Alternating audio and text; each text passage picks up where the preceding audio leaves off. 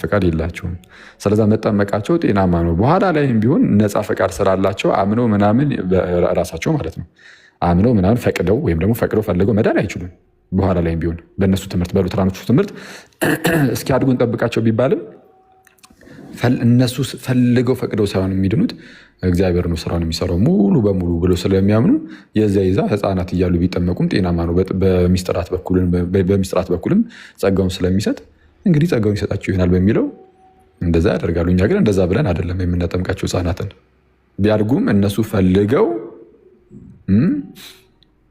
ፈልገው ወይም ደግሞ ፈቅደው መዳን አይችሉም ብለን ስለምናምን አይደለም። ካደገ በኋላ ሪባፕቲዝም የሚያደርግበት ኮንዲሽን አለው የለውም? በፍጹም በቃ አንድ ሰው አንድ ከተጠመቀ በኋላ ተጠመቀ ነው። ጥምቀት አትደገምም። በጥምቀት ውስጥ ድጋሚ የመጠመቅ እድል አለው። ኦር በዛው ያንኑ ነገር ጠብቃችሁለት ነው የሚሄደው። ለምሳሌ ሳይጠመቅ ቢሞት ያ ሰው ወደ እግዚአብሔር መንግስት ይገባል የሚል አይ ቲንክ አመለካከት ያለ ይመስለኛል። ኤኒዌይስ አሁን መስማት ነው ስለሚል መስማትም በእግዚአብሔር ቃል ነው ስለሚል ስለዛ ምን ይሆናል? ቤተሰቦቻቸው ክርስቲያኖች ስለሆኑ አማኞች ስለሆኑ እነሱ ይፈቅዳሉ ማለት ነው። ከዛ በኋላ ልጆቻቸውን ወደ ማን ያቀርባሉ? ወደ እግዚአብሔር ያቀርባሉ። ስለዛ እዚህ ጋር ያለው በቤተሰቦቻቸው ፈቃድ ነው እንጂ በራሳቸው በህፃናቱ ፈቃድ አይደለም። ቤተሰቦቻቸውን ፈቅደው የሚያስጠምቋቸው ቤተሰቦቻቸው ወይም ደግሞ ከዚህ ቀደም እንዳልነው ጋድ ፓረንትስ ማለት ነው። ታዲያ እንዴት ይህ ነገር ከተባለ ኤክሰፕሽናል ጉዳይ ነው ብለን ያስቀመጥነው ለዛ ነው።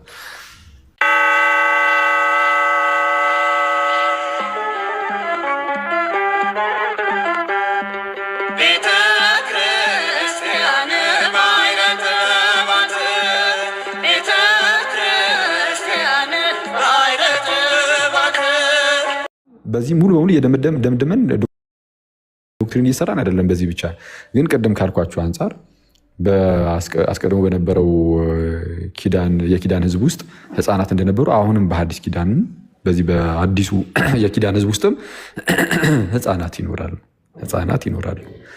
ህዝበ እስራኤል ከግብፅ ባርነት ነፃ ሲወጣ አዋቂው ተመርጦ ሳይሆን ህፃናቱም ጭምር እንደሆነ ሁሉ ከነ ልጆቻቸው እንደሆነ ሁሉ ነፃ የወጡት በሐዲስ ኪዳንም ከነ ልጆቻችን ነው ነፃ የምንወጣው በክርስቶስ በሆነው ስራ በኩል ማለት ነው። ከልጆቻችን ጋር ልጆች ደግሞ ከምንድነው ነፃ የሚወጡት ከተባለ እንደተባለው አስቀድሞ አዳማውያን ናቸው ወይም ክርስቶሳውያን አልሆኑም። ስለዚህ ወደ ክርስቶሳዊነት መሸጋገር አለባቸው እና እንደዛ ነው።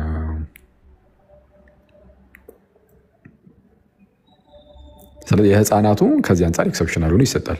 ለአዋቂዎች ግን ስትሰብክ እምነት ከመስማት ነው። መስማትም በእግዚአብሔር ቃል ነው። ሰውየው ይሰማል፣ ከሰማ በኋላ ያምናል። ይህንን እቃወማለሁ የሚል ሉትራን ወይም አክቹዋሊ ሉትራን ብቻ አይደለም ኖርማል ሉትራን ያልሆኑ ልጆችም ናቸው እንደዛ አሁን ይህንን እየተቹ ሲናገሩ የሰማሁት። ማንኛውም ሰው ካለ መጥቶ እኔን ማውራት ይችላል። ቤታችንን ከፍተን ኑ ማለት እንችላለን። በነገራችን ላይ የራሴ ከፍቼ ገብቼ ላይ ምናምን ኑ ማለት ይችላለሁ። ግን የኦርቶዶክስ ቤት ኑ ከምል ይኸው እዚሁ ገለልተኛ የሆነ አካል ቤት ይቀላችኋል፣ ኑ ግቡ። ከዛ በኋላ ስህተት ካለ ስህተት ነህ። እንደዛ ነው። ቅዱስ ዮሐንስ አፈወርቅ ሲያነሱ ነበረ። ቅዱስ ዮሐንስ አፈወርቅን ለምን አነሱት? አላዩትም። ይቅርታ መሪ እስቲ ንገረኝ። እሺ ፍትሕ ለዮሐንስ ወንጌል ጥናት ነገ እንቀጥሏለን። ያቆምነውን እንቀጥሏለን። አጋጣሚ ሆኖ ይሄ ከዚህ ቀደም የተማማርነውን ዩቲዩብ ላይ ለመልቀቅ እምቢ አለ። አስቸገረ። እንትኑ አልወርድም አለኝ። የመጀመሪያው ክፍል ተለቋል። የሁለተኛው የሶስተኛው ክፍል ግን እምቢ አለ። እምቢ ስላለ በቃ ዝም ብለን እንቀጥላለን። ምንም ማድረግ አንችልም። ያለማቋረጥ እንሄድበታለን ማለት ነው። እሺ ቀጥል። እሺ ጋዲሳ ሰላም ለአንተ ይሁን። እንዴት አለው ጋጂ? እንዴት ነህ? ደህና ነህ? ይመስገን አምላክ ጌታ ይመስገን።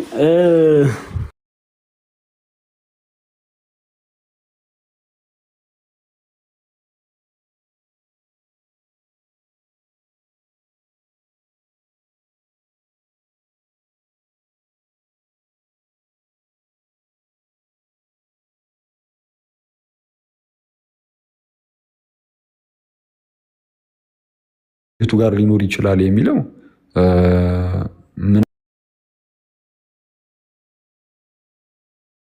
ምናልባት ያው ህፃናቱ እንደማንኛውም ሰው ከዚህ ምንድነው ሙሉ በሙሉ ሞት ውስጥ ናቸው ብለው ያምናሉ። ነፃ ፈቃድ የላቸውም።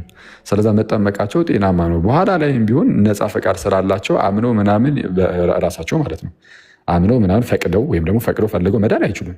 በኋላ ላይም ቢሆን በእነሱ ትምህርት በሉትራኖቹ ትምህርት እስኪያድጉ እንጠብቃቸው ቢባልም እነሱ ፈልገው ፈቅደው ሳይሆን የሚድኑት እግዚአብሔር ነው ስራውን የሚሰራው ሙሉ በሙሉ ብሎ ስለሚያምኑ የዛ ህፃናት እያሉ ቢጠመቁም ጤናማ ነው። በሚስጥራት በኩልም ጸጋውን ስለሚሰጥ እንግዲህ ጸጋውን ይሰጣቸው ይሆናል በሚለው እንደዛ ያደርጋሉ። እኛ ግን እንደዛ ብለን አይደለም የምናጠምቃቸው ህፃናትን።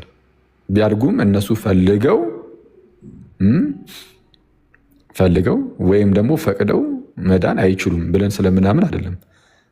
ልክ ቅድም እንዳልኩት በቃ በእግዚአብሔር ህዝብ ውስጥ በእግዚአብሔር ህዝብ ውስጥ ያሉ ወይም በእግዚአብሔር ህዝብ ውስጥ ያሉ ቤተሰቦች የእነርሱ ልጆቻቸው ጥንት ላይ እንዳይገረዙ እንዳልተከለከሉ አሁንም እንዳይጠመቁ የሚከለክላቸው ማንም የለም የሚልን ሀሳብ ይዘን ነው እንጂ እንደ ሉተራኖቹ እነሱ ቢያድጉም ያለ ፍላጎታቸው በፍላጎታቸው በፈቃዳቸው እነሱ ስለፈለጉ ስለፈቀዱ አይደለም የሚድኑት። ምንም እንደዚህ አይነት ነገር ፍላጎትን ፈቃድን ማሳየት አይችሉም ለመዳን። ስለዛ ይዛ ምንም መጠበቅ አይጠበቅባቸውም አይነት ነገር የሚል ነገርን ግን ውስጡ አብረን ግን አንይዝም ነው እንደ ሉተራኖቹ። ያ ማለት ፕሪዲተርሚንድ ናቸው ማለት ነው። ማለት ይሄ ፈቃድ የላቸው ምናምን የሚባለው የሪፎርምድ ትምህርት አይነት ነው። እንደዛ ነው። ከሪፎርምድ ትምህርቱ ጋር የሚያመሳስለው ነገር አለ፣ የሚያለያየው ነገር አለ። ምንድነው እሱም? ያው እግዚአብሔር የቅድመ ውሳኔ ላይ ምንድነው በአንድ በኩል ቅድመ ውሳኔን ይቀበላሉ ማለት የሚድኑትን እግዚአብሔር አስቀድሞ ወስኗል። ይህ የቅድመ ውሳኔ ወይም የምርጫ ትምህርታቸው ላይ ራሱን ችሎ የተወዛገበ ነገር አለ። እውነቱን ለመናገር ኢቨን ይሄ ነጠላ ቅድመ ውሳኔው ላይ ምርጫ ላይ ማን የተመረጠው የሚለው ላይ ማለት ነው ማን የተመረጠው የሚለው ላይ ከፍቅር አንጻር ምናምን ከቻሪቲ አንጻር ምናምን በቃ የተጠመቀውን ሁሉ የተመረጠ ብለህ ልጠራ ትችላለህ።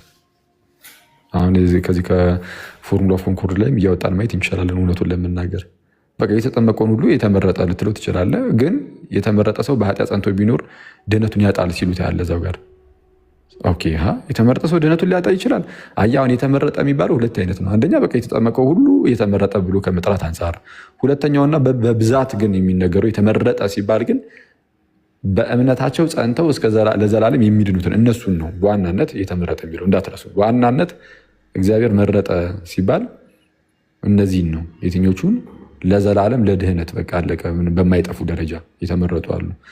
ስለዛ ከዚህ አንጻር ከሆነ ማን የተመረጠው ማን ያልተመረጠው የሚለውን ማወቅ አይቻልም። ኢቭን ተጠምቀህ ምን ብለህም እዛ ውስጥ ሁናቱን አታውቅም። የሚታወቀው በቃ በእምነት ጸንተህ ሞተ የምርም እግዚአብሔር የተቀበለህ እንደሆነ በቃ አንተ እንደዛ ሆንከው ኦልሬዲ የተመረጥክ ስለሆንክም ጭምር ነው ተብሎ ይነገርልሃል። ከዛ ውጭ ግን ከቻሪቲ አንጻር እንዳልኩ ኖርማል እነዚህ እየተጠመቀውን ያመነውን ሁሉ የተመረጡ ተብሎ ሊነገር ይችላል። ጠቅለል ሳደርግልህ ከህፃናት ጋር በተያያዘ ህፃናት የሚጠመቁ ዝም ብሎ ህፃናትን እናጠምቃለን የሚሉት በቃ እነርሱ አስቀድሞ ስለተመረጡ ነው ምናምን በሚለው ሳይሆን እግዚአብሔር ጸጋውን በእነዚህ በሚስጥራት በኩል ስለሚሰጥ በቃሉ በኩልም ስለሚሰጥ በቃ ለህፃናቱ ይሰጣቸዋል። እነሱ ለዘላለም ህይወት የተመረጡ ካልሆኑ ሪጀክት አድርገው እምቢ ብለው በኋላ ላይ ተቃውሞ ይወጣሉ፣ እስከ ዘላለም ሳይጸኑ ይወጣሉ የሚል ትምህርት ብቻ የተሳከረ ነገር አለ። እውነቱን ለመናገር የተወሳሰበ ነገር አላቸው። ስለዚህ አንድ ምንም ልጅ ያልሆነ ሰው ለማለት ነው። ለምሳሌ አሁን ከመንገድ ላይ ይዞ በአብ በወልድ በመንፈስ ቅዱስ ስም ቢያጠምቁ ይድናል ብሎ ነው እንደዛ ባይ ዲፎልት እምነት ይፈጥራል ወይ ደግሞ መጠመቁ በራሱ እየተመረጠ ያደርገዋል አይነት ነገር ነው። ምንድን ነው እሱ? እምነትን ይፈጥራል ብሎ እያንዳንዱ ግለሰብ ምናምን ሲሉ አላስታውስም፣ ግን ብቻ ህፃን ይሁን እና ልክ ሲያስጠምቁት በዛ ውስጥ በህፃኑ ልጅ ልብ ውስጥ እምነትን ይፈጥራል። ከዛ ላይ እምነትን ይፈጥራል፣ ችግር የለውም። እሺ ይህንን ማለታቸውንም ያን በዛ ደረጃ የምንቀመው አይደለም ማለት አትሊስት ክርክር ውስጥ እዚህ ጋር አንገባም። ብዙ ከሱ ቅድሚያ የሚመጡ ክርክሮቹ ምንም ሳይፈቅዱ ሳይፈልጉ እምነትን በጥምቀት በኩል ይሰጣቸዋል። ከዛ በኋላ ምናልባት ግን ለዘላለም ድህነት ያልተመረጡ ልጆች ከሆኑ ማለት ነው የሆነ ሰዓት ላይ ያው እንትን ማለታቸው አይቀርም፣ ሪጀክት ማድረጋቸው አይቀርም። ነገር ይሁን ግን ምንም ሪጀክት ሳያደርጉ ሳይክዱ ምን ሳይሉ ሳይቃወሙት ያንን የተቀበሉትን እምነት ምናምን ነገር ለዘላለም በዛው በቃ ከጸኑና በዘላለም ህይወት ውስጥም ከገቡ መጨረሻ ላይ ወደ ድህነት ከገቡ ማለት ወደ መጨረሻው ወደ ኮንሱሜሽኑ ማለት ነው። ወደ እግዚአብሔር መንግስት ከገቡ በቃ እነሱ ለዘላለም ህይወት ተመርጠው ነበር ማለት ነው። አስቀድሞ በምርጫ ውስጥ ነበሩ ማለት ነው። አመሰግናለሁ። አንድ ጥያቄ ነበረችኝ በውስጥ ጽፌልህ ነበር እና አላየኸውም። አይ ቲንክ ትላንትና ጽፌልህ ግን በቤት ስትከፍት ይሻላል ወይስ አሁን ልጠይቅህ? በጣም አጭር ነገር ነው። ከዚህ ርዕስ ጋር የሚራራቅ ነው። አክቹዋሊ አንድ አይነት አይደለም። አይ ስለ ወደ ቅዱሳን ስለሚደረግ ጸሎት ነው። ቆይ እሺ እንትን እንበለውና ይህንን መጀመሪያ እዚህ ርዕስ ላይ እንሄድበትና ወይ እንዳልከውም በግል እዛው እንትን እልልሃለሁ። ኦኬ ፕሮቴስታንት ወንድም ነህ እንዴ? እንዴት ነህ? ሰላም ነው ወይ? አለሁልህ። አለን ይመስገን አምላክ። አፋቆ አለው በእናትህ ክርስቲያን እንትን አልኩና አጣሁት። ቴሌግራሙን ቀየርክ መሰለኝ። ኦኬ እልክልሃለሁ። ዲሊት አድርጌ ነበረ። እሺ ወንድም። ኦኬ አኬ ቅድም በዘላለም ምርጫ ከሆኑ እነሱ ጸንተው የሚቆዩ ከሆነ ይድናሉ ከሚለው ከዛ አንጻር እያስቀመጥክ እያለ የሉትራኖች አመለካከት ነው። ስለ ፕሪዲስቲኔሽን ምንድን ነው ያለህ በዚህ ጉዳይ ላይ? እሺ ማለት የኔ ነው ወይስ የሉትራኑን ነው? የሉትራኖች ትምህርት ነው አልክና በዚህ ጉዳይ ላይ ያለህ እምነት ምንድን ነው ስትለው የእነሱን እያስቀመጥክ ይሁን ያንተን መለየት እንትን ስላላልኩ ነው። የእነሱን ነው እነሱ ስለ ፕሪዲስቲኔሽን በዚህ መልኩ ነው እንትን የሚሉት። ፕሪደስቲኔሽናቸው የእነሱ እግዚአብሔር ከዘላለሙ መርጧል ይላሉ። ለድህነት ለጥፋት አይደለም፣ ለድህነት መርጧል። ምርጫው የሚነገረው ለድህነት ነው፣ ለጥፋት ግን አልመረጥም ይላሉ። ፐርሰቨራንስ ኦፍ ሴንትስን ይቀበላሉ ማለት ነው። ፐርሰቨራንስ ኦፍ ሴንትስን እንደ ቱ ሰም ኤክስቴንት ይቀበላሉ፣ ግን ሙሉ በሙሉ ልክ እንደ ሪፎርምዶቹ አይደለም። እንደ ካልቪኒስቶቹ የሚለየው ነገር አለ። ምንድን ነው የሚለየው? ካልቪኒስቶቹ ኦልሬዲ አንድ ጊዜ እውነቱን ለመናገር ሎጂካሊ ኮንሲስተንት የሆኑት እዚህ ጉዳይ ላይ ካልቪኒስቶቹ ናቸው እንጂ ሉትራኖቹ አይደሉም። ካልቪኒስቶቹ በጣም የተሻሉ ናቸው ከሎጂክ አንጻር። እሺ ምንድነው ካልቪኒስቶቹ? አይ በቃ ኦልሬዲ አንድ ሰው ከተመረጠ ለድህነት ከተመረጠ ኢፌክቹዋል የሆነ ኮሊንግ ስለሚኖር በቃ እግዚአብሔር ያንን የመረጠውን ሰው ግዴታ በቃ መዳኑ ስለማይቀር ኦልሬዲ በእግዚአብሔር ምርጫ ውስጥም ስለሆነ ማለት ነው ጸጋውን ይሰጠዋል። ያንን ጸጋ እምቢ ማለት አይችልም። ኢረዚስተብል ነው፣ እምቢ የማይባል ነው። እምቢ ብሎ የእግዚአብሔርን ነገር መቃወም ስለማይችል ማፋረስ ስለማይችል ማለት ነው የእግዚአብሔርን እቅድ። ስለዚህስ ምንድን ነው ከተባለ ያ ሰው ይህንን ጸጋ ይቀበልና ይድናል። አንዴ ከዳነ በኋላ ዋንስ ሴቭድ ኦልዌይስ ሴቭድ የሚሉት ኢተርናል ሴኪሪቲ የሚሉት ኢተርናል ሴኪሪቲ በእግዚአብሔር ዘንድ እኛም እንዳለን እናምናለን። ሰውየው ግን እምቢ ብሎ አፈንግጦ ሊወጣ ይችላል ነው እንጂ በእግዚአብሔር ዘንድስ የስ ሁሌም አለ። ኤኒዌይስ ብቻ ግን አንድ ጊዜ ከዳነ በኋላ ድህነቱን አያጣውም ለዘላለም። በቃ እንደዛው ድኖ ነው የሚቀረው። ፐርሰቨራንስ ኦፍ ሴንትስ የሚሉት ይሄን ነው። በቃ አይጠፋም፣ በፍጹም ሊጠፋ አይችልም አንድ ጊዜ ከዳነ በኋላ። ሲጀመርም የሚድነው በእግዚአብሔር ምርጫ ውስጥ ያለ ሰው ነውና ብሎ ስለሚያስተምሩ ማለት ነው። ልክ አሁን ወደ ሉተራኖቹ ስትሄድ ግን ለዘላለማዊ ድህነት የመረጣቸው ሰዎች እነርሱ ወደ እምነት ሊመጡ ይችላሉ። ኢቭን ለዘላለማዊ ድህነት ያልመረጣቸው ሰዎችም በዛ ምርጫ ውስጥ የሌሉ ሰዎች እንኳን ግን ወደ እምነት ሊመጡ ይችላሉ። ኢንሳም ወይ አያውቁትም እነሱ ራሳቸውም። እንዴት ብትላቸው ምስጢር ነው ምናምን ብለው ነው የሚያልፉ። ግን ሰምሃው ሊገቡ ይችላሉ እና ሾልከው የሚገቡ ልበላቸው ትላለህ። እና ልክ እንደዛ አይነት ነገር ማለት በቃ የሚያምኑ ሰዎች ሊኖሩ ይችላሉ። ግን የሆነ ወቅት ላይ ግን ይክዳሉ። እንደነዚህ አይነት ሰዎች ደግሞ አይጸኑም። ስለዛ እስከ መጨረሻው የሚጸኑ ከሆነ ግን እግዚአብሔር አስቀድሞ ለዘላለም ድህነት ከመረጣቸው ውስጥ ናቸው ማለት ነው እነሱ። ስለዛ አስቀድሞ ለዘላለም የተመረጡት እነርሱ ምናልባትም ከዛ አንጻር ከሆነ ምርጫው የሚነገረው ላያጡት ይችላሉ። ድህነቱን አየስ ድህነት አይታጣም ተብሎ ሊነገርላቸው ይችላል። ከየትኞቹ አንጻር? ለዘላለም ድህነት እስከ መጨረሻው በሚጸኑት ደረጃ የመረጣቸው ምርጦች ስላሉ ማለት ነው በእግዚአብሔር ዘንድ። በሉትራን ትምህርት ዋናው እንደውም ይሄ ነው፣ ስለ ዘላለማዊ ምርጫ ሲነገር። ግን ይሄ ብቻ ግን አይደለም። ስለ ምርጫ ሲነገር አንድም የተጠመቁ ሁሉ ደግሞ የተመረጡ ናቸው ተብሎ ደግሞ ሊነገር ይችላል። ይህንን እኔ ዝም ብዬ ከሉተር ከራሱ አንጻር አድርጌ እንደው ከቻሪቲ አንጻር ነው የሚነገር ይሄ ብዬ ያይዤዋለሁ። አይደለም የሚል ሰው ካለና ሌላ ነገር ነው የሚል ሰው ካለ ግን እንትን ማለት ይችላል። ምክንያቱም የተመረጠ ሰው ድህነቱን ሊያጣ ይችላል የሚል ደግሞ አለ። የተመረጠ ሰው ድህነቱን ሊያጣ ይችላል። ስለዛ እንደነዚህ አይነት የተመረጡት ለዘላለማዊ ህይወት ሳይሆን ኦልሬዲ ያምን የተጠመቀውም ሁሉ እንትን ስለሚል ምንድነው ከተመረጡት ወገን ነው ተብሎ እንዲሁ ስለሚነገርለት። ስለዛ ከረንትሊ ያለህን እምነት አይተህ ብቻ መናገር ነው የምትችለው እንጂ በእግዚአብሔር ዘንድ ያለውን የምርጫ ነገር አታውቁም። ስለዛ ይህን አትመርምሩ ነው የሚባሉት። ኦኬ። በሉትራንና በኦርቶዶክስ መካከል በህፃን ጥምቀት ላይ ያለው አንድነትና ልዩነት እሱ አሁን ቅድም ያልኩት ነው። ሌላ ተጨማሪ ለጊዜው የምናገረው የለኝም። ምናልባት ካልሰማኸኝ ግን ቀለል አድርጌ ደግሞ እችላለሁ ወይ? ኧረ ኬቱን ይበቃል ትላለህ። ኧረ በመቤት ይበቃኛል። እሺ ምን አሉኝ ዶክተር? አልሰማሁኝም። ለዛ ነው። እሺ በአጭሩ የህፃናት አንድነቱ ሁለታችንም ኢንፋንት ባፕቲዝምን አለመቃወማችን ነው። የህፃናት ጥምቀትን ማነው ኢንፋንት ባፕቲዝምን አለመቃወማችን ነው። ፒዶ ባፕቲዝምን ማለት ነው። ሲዶ ሳይሆን ፒዶ። እሺ ታዲያ ምንድን ነው ልዩነቱ ከተባለ እነሱ ሉተራኖቹ ህፃናትን ሲያጠምቁ ምን ብሎ አብሮ ከጀርባው ምን አይነት አስተምህሮም አላቸው? ህፃናቱ ኦልሬዲ ሙሉ በሙሉ ሞት ውስጥ ስለሆነ ያሉት በኦሪጂናል ሲን ምክንያት የመዳን ፍላጎት የመዳን ፈቃድ ምናምን የላቸውም፣ አይኖራቸውም። መንፈስ ቅዱስ ይህን ሰራ ሙሉ በሙሉ ራሱ የሚሰራው ይመጣና ኢቨን ቢያድጉ ራሱ ሳይጠመቁ ቢያድጉ ካደጉ በኋላም ፍላጎቱም ፈቃዱም ሊኖራቸው አይችልም።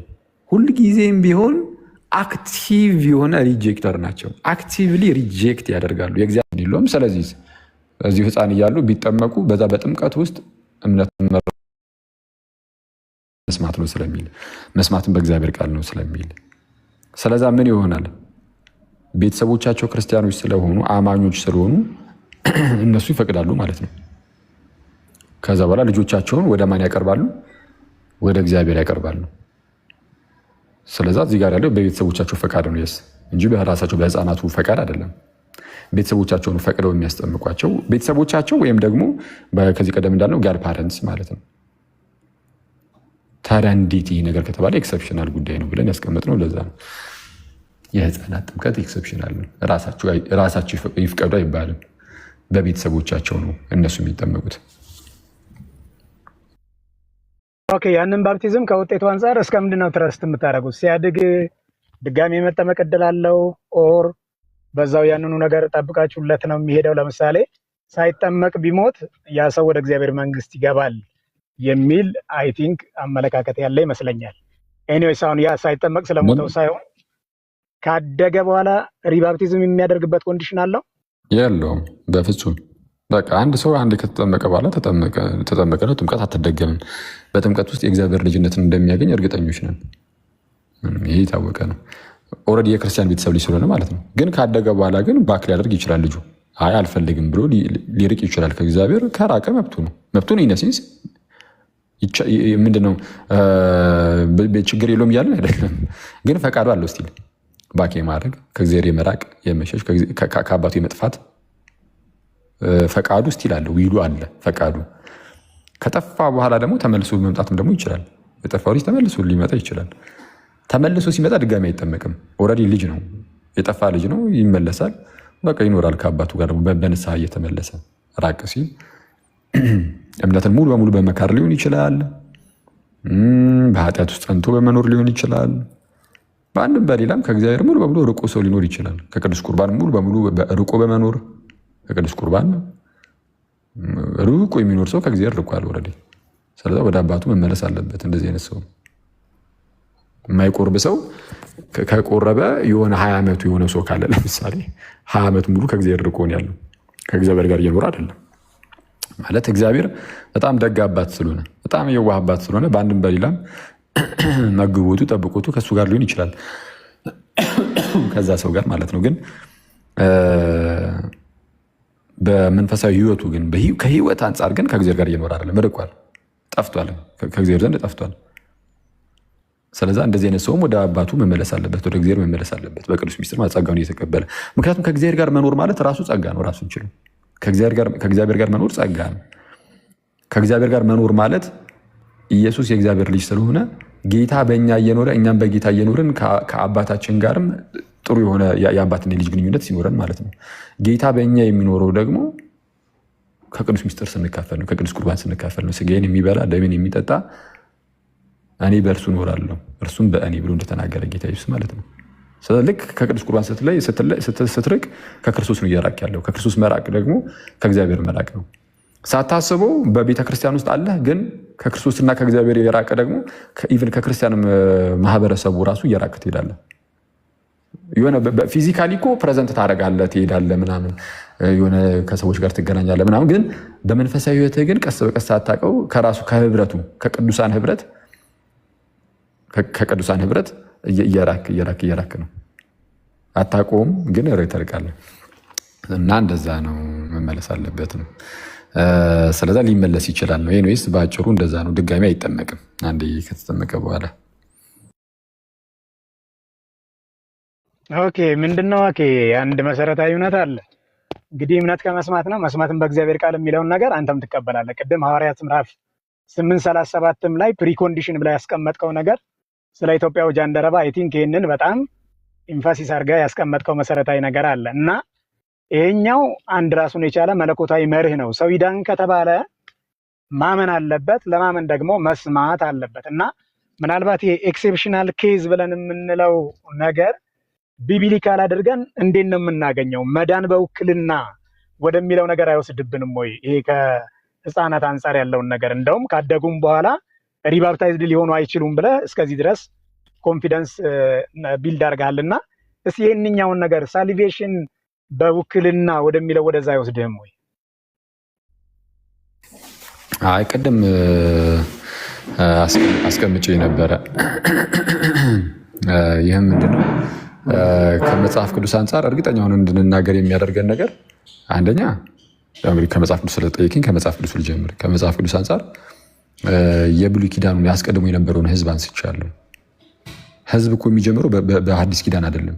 የእግዚአብሔር ህዝብ እኮ እኛ ብቻ አይደለም። አሁን ላይ እኛ ብቻ ነን፣ ክርስቲያኖች ነን። እውነተኛ የእግዚአብሔር ህዝብ እስራኤል፣ እውነተኛው እስራኤል እኛ ነን፣ ክርስቲያኖች። ቤተክርስቲያን ናት። ቤተክርስቲያን ማለት የአማኞች ጉባኤ ስብስቡ ማለት ነው፣ ህብረቱ። እና ምን ያልከኝ እንደሆነ ይህ የእግዚአብሔር ህዝብ ግን አሁን በሐዲስ ኪዳን የጀመረ አይደለም። ደግሞ በብሉይ ኪዳንም የእግዚአብሔር ህዝብ ነበረ። ያ ህዝብን የቀጠርም የማያምን ከዛ ከህዝብ ላይ ተቆርጦ ወጣ፣ ከግንዱ ላይ ተቆርጦ ወጣ። ከአለማመናቸው የተነሳ ተሰበሩ ተብሎ ሮሜ 11 ላይ እንደተነገረው ነው። የሚያምኑ ሁሉ ደግሞ በዛ ህዝብ ላይ ወይም በግንዱ ላይ ደግሞ ተጨምረዋል። ከማመን የተነሳ አንተ ቆመሃል ተብሎ ለአሕዛቡም እንደተነገረው ማለት ነው። ምን እያልኩኝ ነው? ባጭሩ በብሉይ ኪዳን የነበረው ያ የእግዚአብሔር ህዝብ ውስጥ ልጆችም ጭምራሉ። በመጀመሪያ ደረጃ የህዝቡ አባል ለመሆን ምን ያስፈልጋል? በእግዚአብሔር ማመን አለብህ። በእግዚአብሔር ያላመነ ሰው የህዝቡ አባል አይሆንም። ሲቀጥል ደግሞ መገረዝ አለብህ። ያልተገረዘች ነፍስ ከኔ ተለይታ ተጥፋ ብሏል። ማነው? እግዚአብሔር። ለማን? ለአብርሃም። እንዲህ አይነት ኪዳንን ስለሰራ የኪዳኑ ህዝብ ውስጥ ለመጨመር አስቀድሞ የነበረው ማለት ነው ህዝብ ውስጥ ለመጨመር በእግዚአብሔር ማመን አለብህ። ቅድም እንደተናገርኩት እስራኤሎች የሰማ አምላካችን እግዚአብሔር አንድ እግዚአብሔር ነው ይላልና ሌላ አማልክት እንደሌሉ ማመን አለብህ፣ ማወቅ አለብህ። ይህ ብቻ ደግሞ አይደለም፣ መገረዝም አለብህ። ስለዚህ አንድ ሰው ወደ ይሁዲነት ሲመጣ አስቀድሞ ያምናል፣ ከዛ ይገረዛል። ኦኬ እሺ፣ የአይሁድ ልጅ ከሆነስ? የአይሁድ ልጅ ከሆነ ግን ተገርዞ በኪዳን ህዝብ ውስጥ ተጨምሮ ከዛ በኋላ አምላኩን እግዚአብሔርን እያመነ ይሄዳል፣ ያድጋል። በቃ በአዲስ ኪዳን ያለው ህዝብም እንደዚሁ ነው። ምን የተለየ ህዝብ አለ? ምን የተለየ ነገር አለ? ግዝረቱን ጥምቀቱን የተካው ቆላስይስ ምዕራፍ 2 ላይ ተገርዛችኋል ብሎ ሲናገር በጥምቀት ነው የሚለው። ጥምቀት ግዝረት ነው በአዲስ ኪዳን። ስለዚህማ አዋቂዎች አሁን በአዲስ ኪዳን በዚህ በእግዚአብሔር ህዝብ ውስጥ መጨመር ቢፈልጉ ልክ ጥንት ላይ የነበረው ህዝብ ውስጥ ለመጨመር አስቀድሞ ሰው ማመን ከዛ በኋላ መገረዝ እንዳለበት ሁሉ አሁን በአዲስ ኪዳን ደግሞ ወደዚህ ህዝብ ለመጨመር አስቀድሞ ኢየሱስ እርሱ ክርስቶስ የእግዚአብሔር ልጅ ነው ብሎ ማመን አለበት። ከዛ ደግሞ ይጠመቃል። ከዛ የእግዚአብሔር ህዝብ ውስጥ ይገባል። የእግዚአብሔር ህዝብ ውስጥ ያሉ ቤተሰቦች የሚወልዱት ልጅ ከሆነ ግን ልክ አስቀድሞ ወይ በነበረው በእስራኤላዊ በአይሁዳውያን ህዝብ ውስጥ እንደነበሩ ህፃናት ተገዝረው ከዛ በኋላ በእምነት እንደሚያድጉት ሁሉ አሁንም በዚህኛው ህዝብም የክርስቲያን ልጆች ከሆኑ ተጠምቀው በእምነት ያድጋሉ። አለቀ። ይሄ ነው እኮ ምስስሎሹ። ይሄ ነው። እንዴት ይህ ነገር በምን ደግሞ በደንብ ሊያዝ ይችላል ከተባለ አንደኛ ጌታ የሞተው ለአዋቂዎች ብቻ አይደለም ለህፃናትም ጭምር ነው የሚል ነው። ጌታ ኢየሱስ እያንዳንዱን እድሜን ያለፈበት የህፃናትን እድሜ ሳይቀር ሲያልፍበት ታያለህ። የህፃናትን እድሜ ሳይቀር ሪካፕቹሌሽን የሚለው ማለት ነው። በተለይ በእነ ቅዱስ ኢራኔስም እንደተነገረው እግዚአብሔር እድሜያትን ይባርካል፣ ህፃናትንም ይፈልጋል። ህፃናት መዳን አያስፈልጋቸውም የሚል ሰው ካለ ኦኬ፣ ያኔ መነጋገር እንችላለን። ህፃናት ድህነት ያስፈልጋቸዋል ወይስ አያስፈልጋቸውም ነው። ሰው በክርስቶስ ካልሆነ እንዴት መዳን ይችላል? አይችልም። ሰው በክርስቶስ ሲሆን ከሆነ መዳን የሚችለው ህፃናት ደግሞ በክርስቶስ የሚሆኑት ሲጠመቁ እንደሆነ ስለሆነ መጽሐፍ ቅዱስ የነገረን በጥምቀት ህፃናት ብቻ ሳይሆን የትኛውም ሰው ይቅርታ፣ የትኛውም ሰው በክርስቶስ የሚሆነው ወይም ደግሞ ከክርስቶስ ጋር አንድ የሚሆነው በጥምቀት እንደሆነ መጽሐፍ ቅዱስ ነግሮናል። ሮሜ ምዕራፍ 6 ላይ ገላትያ 3 ላይ በግልጽ ነግሮናል። በጥምቀት ከጌታ ጋር አንድ እንሆናለን። ከጌታ ጋር አንድ ሳንሆን መዳን አንችልም።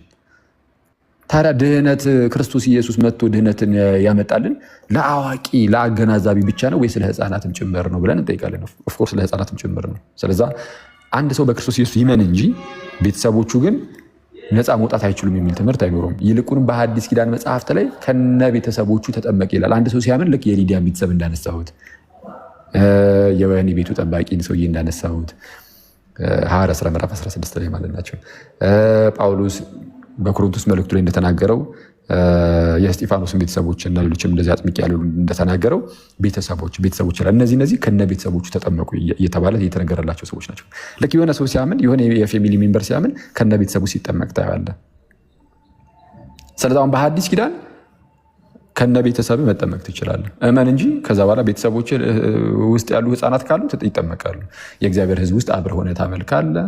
ከዛ በኋላ ከቅዱስ ቁርባን እየተካፈሉ ከቅዱስ ሚስጥር እየተካፈሉ ህፃናቱ በእግዚአብሔር ጸጋ ያድጋሉ።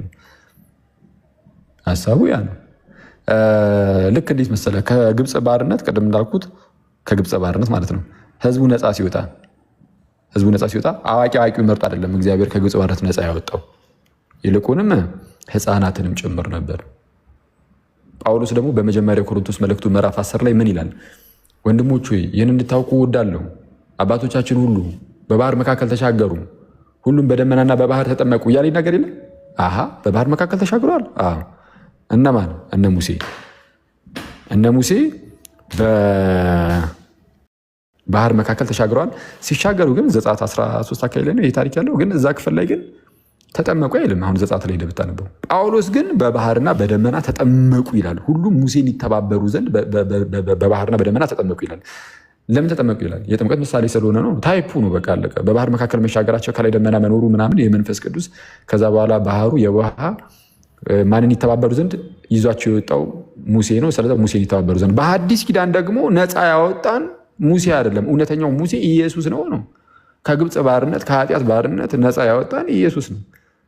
ስለዚህ ማንን ለመተባበር ነው የምንጠመቀው ከተባለ ያኔ ሙሴ ሊተባበሩ ተጠመቁ ተብሏል። አሁን ደግሞ እኛ የምንጠመቀው ክርስቶስ ለመተባበር ነው ተብለናል። ሮሜ 6 ይታዩ ፕሊዝ። ሙሴን ይተባበሩ ዘንድ ተጠመቁ ተብሎ የተነገረላቸው ህፃናትም ጭምር ናቸው። አሁንም ጌታ ኢየሱስ ይተባበሩ ዘንድ የሚጠበቁት ህፃናትም ጭምር ናቸው እያለን ነው። እንዴ በጣም ሶሊድ የሆነ ግራውንድ እኮ ነው ያለው። በጣም ጠንካራ የሆነ መሰረት ነው ያለው መጽሐፍ ምስል የህፃናት ጥምቀት። ከዚህ አንጻር ካየ ነው። ይህ ብቻ ደግሞ መስሏችሁ ነው? በታሪክ ውስጥም በጣም የታመነ ነው የህፃናት ጥምቀት። በታሪክ ውስጥም የህፃናት ጥምቀት ኦልሞስት በሁሉም ዘንድ በሚባል ደረጃ የታመነ ነው። አንድ ወቅት ላይ ነው ተርቱሊያን ተነስቶ ተርቱሊያንም በመቃወም ደረጃ ሳይሆን ስህተት ነው በማለት ደረጃ ሳይሆን የተርቱሊያን የውድቀት ትምህርት ምን ድረስ ነው የሚለው በጣም አወዛጋቢ ነው። ስለዚህ ምን አይነት ነገር ያስቀምጣል? ህፃናት እንደው ምንም ኃጢአት ምንም ነገር ስለሌለባቸው በጥምቀት የሚሰራ ኃጢአት ምንም ስለሌለባቸው ቀስ ብለው ሲያድጉ ምንድነው ይሄ ጋር ፓረንትስ ያልኳችሁ ቅድም ይሄ የክርስትና አባት የክርስትና እናት ምናምን ነገር እነሱ ምለው ነው ቃል ገብተው ነው የሚያስጠምቁት።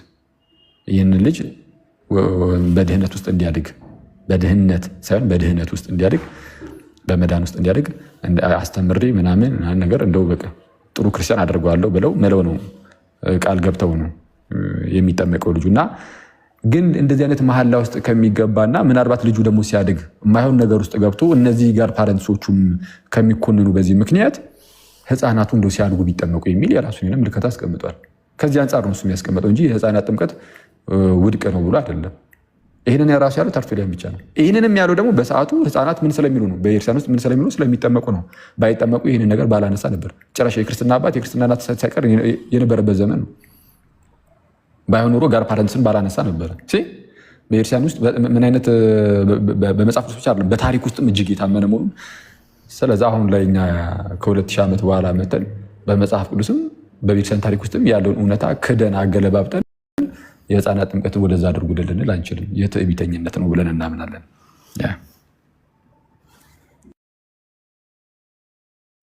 የብሉይ ኪዳን የግርዘት ስርዓትን ስንመለከት ግን ምን ጾታን ማዕከል ያደረገ አይደለም? አዎ ጾታን ማዕከል ያደረገ ነው። ግን እግዚአብሔር አምላክ ያልተገረዘ ሰው ነፍስ ከኔ ተለይታ ትጥፋ ይላል አይልም? ያንን ይላል አይልም? መጀመሪያ ያንን ለአዲስ ኪዳን ብለን የምንለው ከሆነ እዛን ያስቀምጠው ጾታን ማዕከል ያደረገ ነው። ጳውሎስ እኮ ነው ያለው እኮ እሱን ከጾታው ጋር በተያያዘ ልነግርህ እኮ ነው። አሁን ላስረዳህ ነው መጀመሪያ የጠየኩህ ለዛ ነው። ምንድነው እግዚአብሔር ያለው? ያልተገረዘች ነፍስ ከኔ ተለይታ ትጥፋ ይላል አይልም? ከዚህ ከኪዳኑ ሕዝብ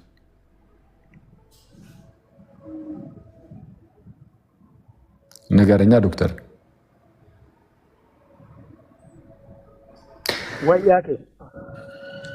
ያልተገረዘች ነፍስ ከኔ ተለይታ ትጥፋ ይላል አይልም? እስቲ እሱን ነገር አውጣልኝ። ኦኬ ጭራሽ አታቆምም? ኦኬ እሺ ላውጣልሽ። ዘፍጥረት ላይ አውጡ።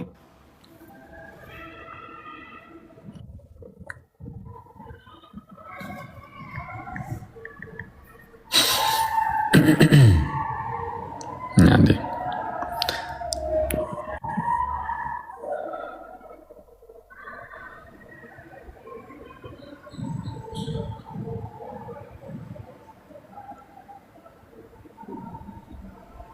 እሺ ዘፍጥረት ምዕራፍ 17 አካባቢ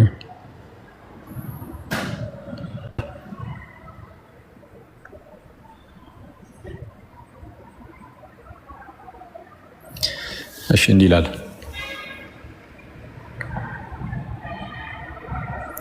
ቁጥር 12 ጀምሮ ኦኬ አክቹሊ ከቁጥር 11 ጀምሮ 10 እሺ ከቁጥር 10 ጀምሮ ላንብብልህ። ያው ነገርየውን በደንብ እንድታውቀው ማለት ነው። በእኔና በአንተ መካከል ከአንተም በኋላ በዘርህ መካከል የምትጠብቁት ቃል ኪዳኔ ይህ ነው።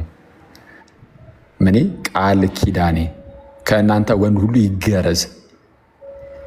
ይገረዝ። ይህ ቃል ኪዳን ነው።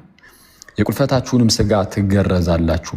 በእኔና በእናንተ መካከል ላለውም ቃል ኪዳን ምልክት ይሆናል። የ8 ቀን ልጅ ይገረዝ፣ በቤት የተወለደ ወይም ከዘራችሁ ያይደለ በብርም ከእንግዳ ሰው የተገዛ ወንድ ሁሉ በትውልዳችሁ ይገረዝ። በቤት ውስጥ የሚኖረውም ሰው ሁሉ ማለት ነው። በቤትህ የተወለደ በብርህም የተገዛ ፈጽሞ ይገረዝ። ቃል ኪዳኔም በስጋችሁ የዘላለም ቃል ኪዳን ይሆናል። የቁልፈቱን ስጋ ያልተገረዘ ቆላፋ ሰው ሁሉ ያቺ ነፍስ ከወገኗ ተለይታ ትጥፋ፣ ቃል ኪዳኔን አፍርሳለችና። ያልተገረዘ ሰው የእግዚአብሔርን ኪዳን ያፈረሰና ከዛ ሕዝብም ተለይቶ የጠፋ ነው። ያ ወገን ያ ሕዝብ ደግሞ የእግዚአብሔር ሕዝብ ነው። ስለዛ ያልተገረዘ ሰው አንደኛ የእግዚአብሔርን ኪዳን ያፈረሰ ነው። የእግዚአብሔርን ኪዳን ያፈረሰ ደግሞ ከእግዚአብሔር ጋር አይኖርም። በእግዚአብሔርና በሰዎች መካከል ያለው ግንኙነት የኪዳንም ጭምር ስለሆነ ገብተዋል ነገሩ። ያግኝቼዋለሁ። ቁጥር 12 እና 14 ላይ ስፔሲፊክ ቁልፈት ሲል መቼም የትኛውን እንደሆነ እናውቃለን አይደለ? የቁልፈቱን ስጋ ማለት የሚገረዘውን ፓርት ማለት ነው። ወንዱን ማዕከል ያደረገ ነው። ትክክል ነው። ቆይ መጀመሪያ ይሄን እሱንማ እኮ አልዘነጋሁትም። አሁን ያልኩ እኔ ያልተገረዘ ሰው ከዚህ ከህዝብ የወጣ ነው አይደለም፣ ተለይቶ የጠፋ ነው አይደለም።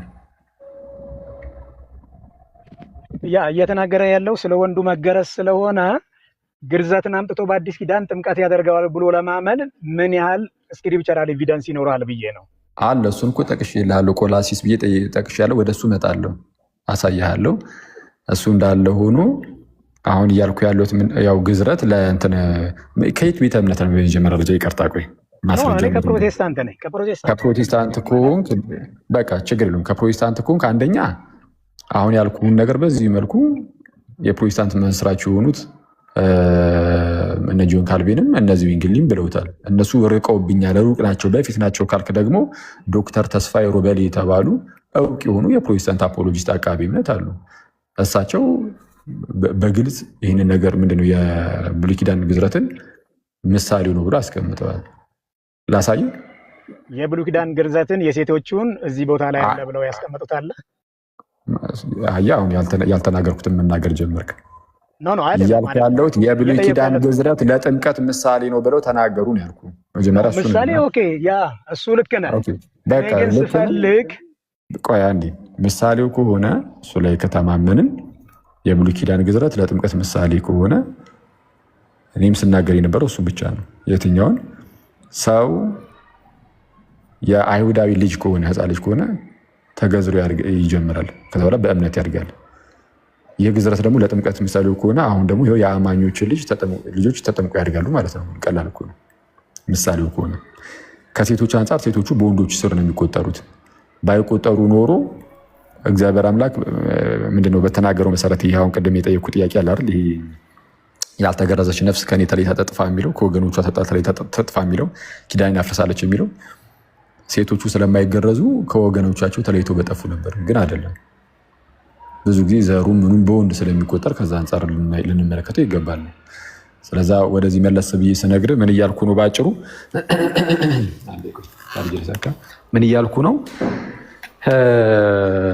ግዝረቱ ለጥምቀቱ ምሳሌ ከሆነ አንድ ቻርጅ ላይ ግዝረቱ ለጥምቀቱ ምሳሌ ከሆነ በአይሁዳውያን ዘንድ ሕፃናት ይገረዛሉ። ስለዚ አሁንም ለሕፃናት መጠመቅ አለባቸው። ምክንያቱም ኦልሬዲ ምሳሌው ነው ብለኛል።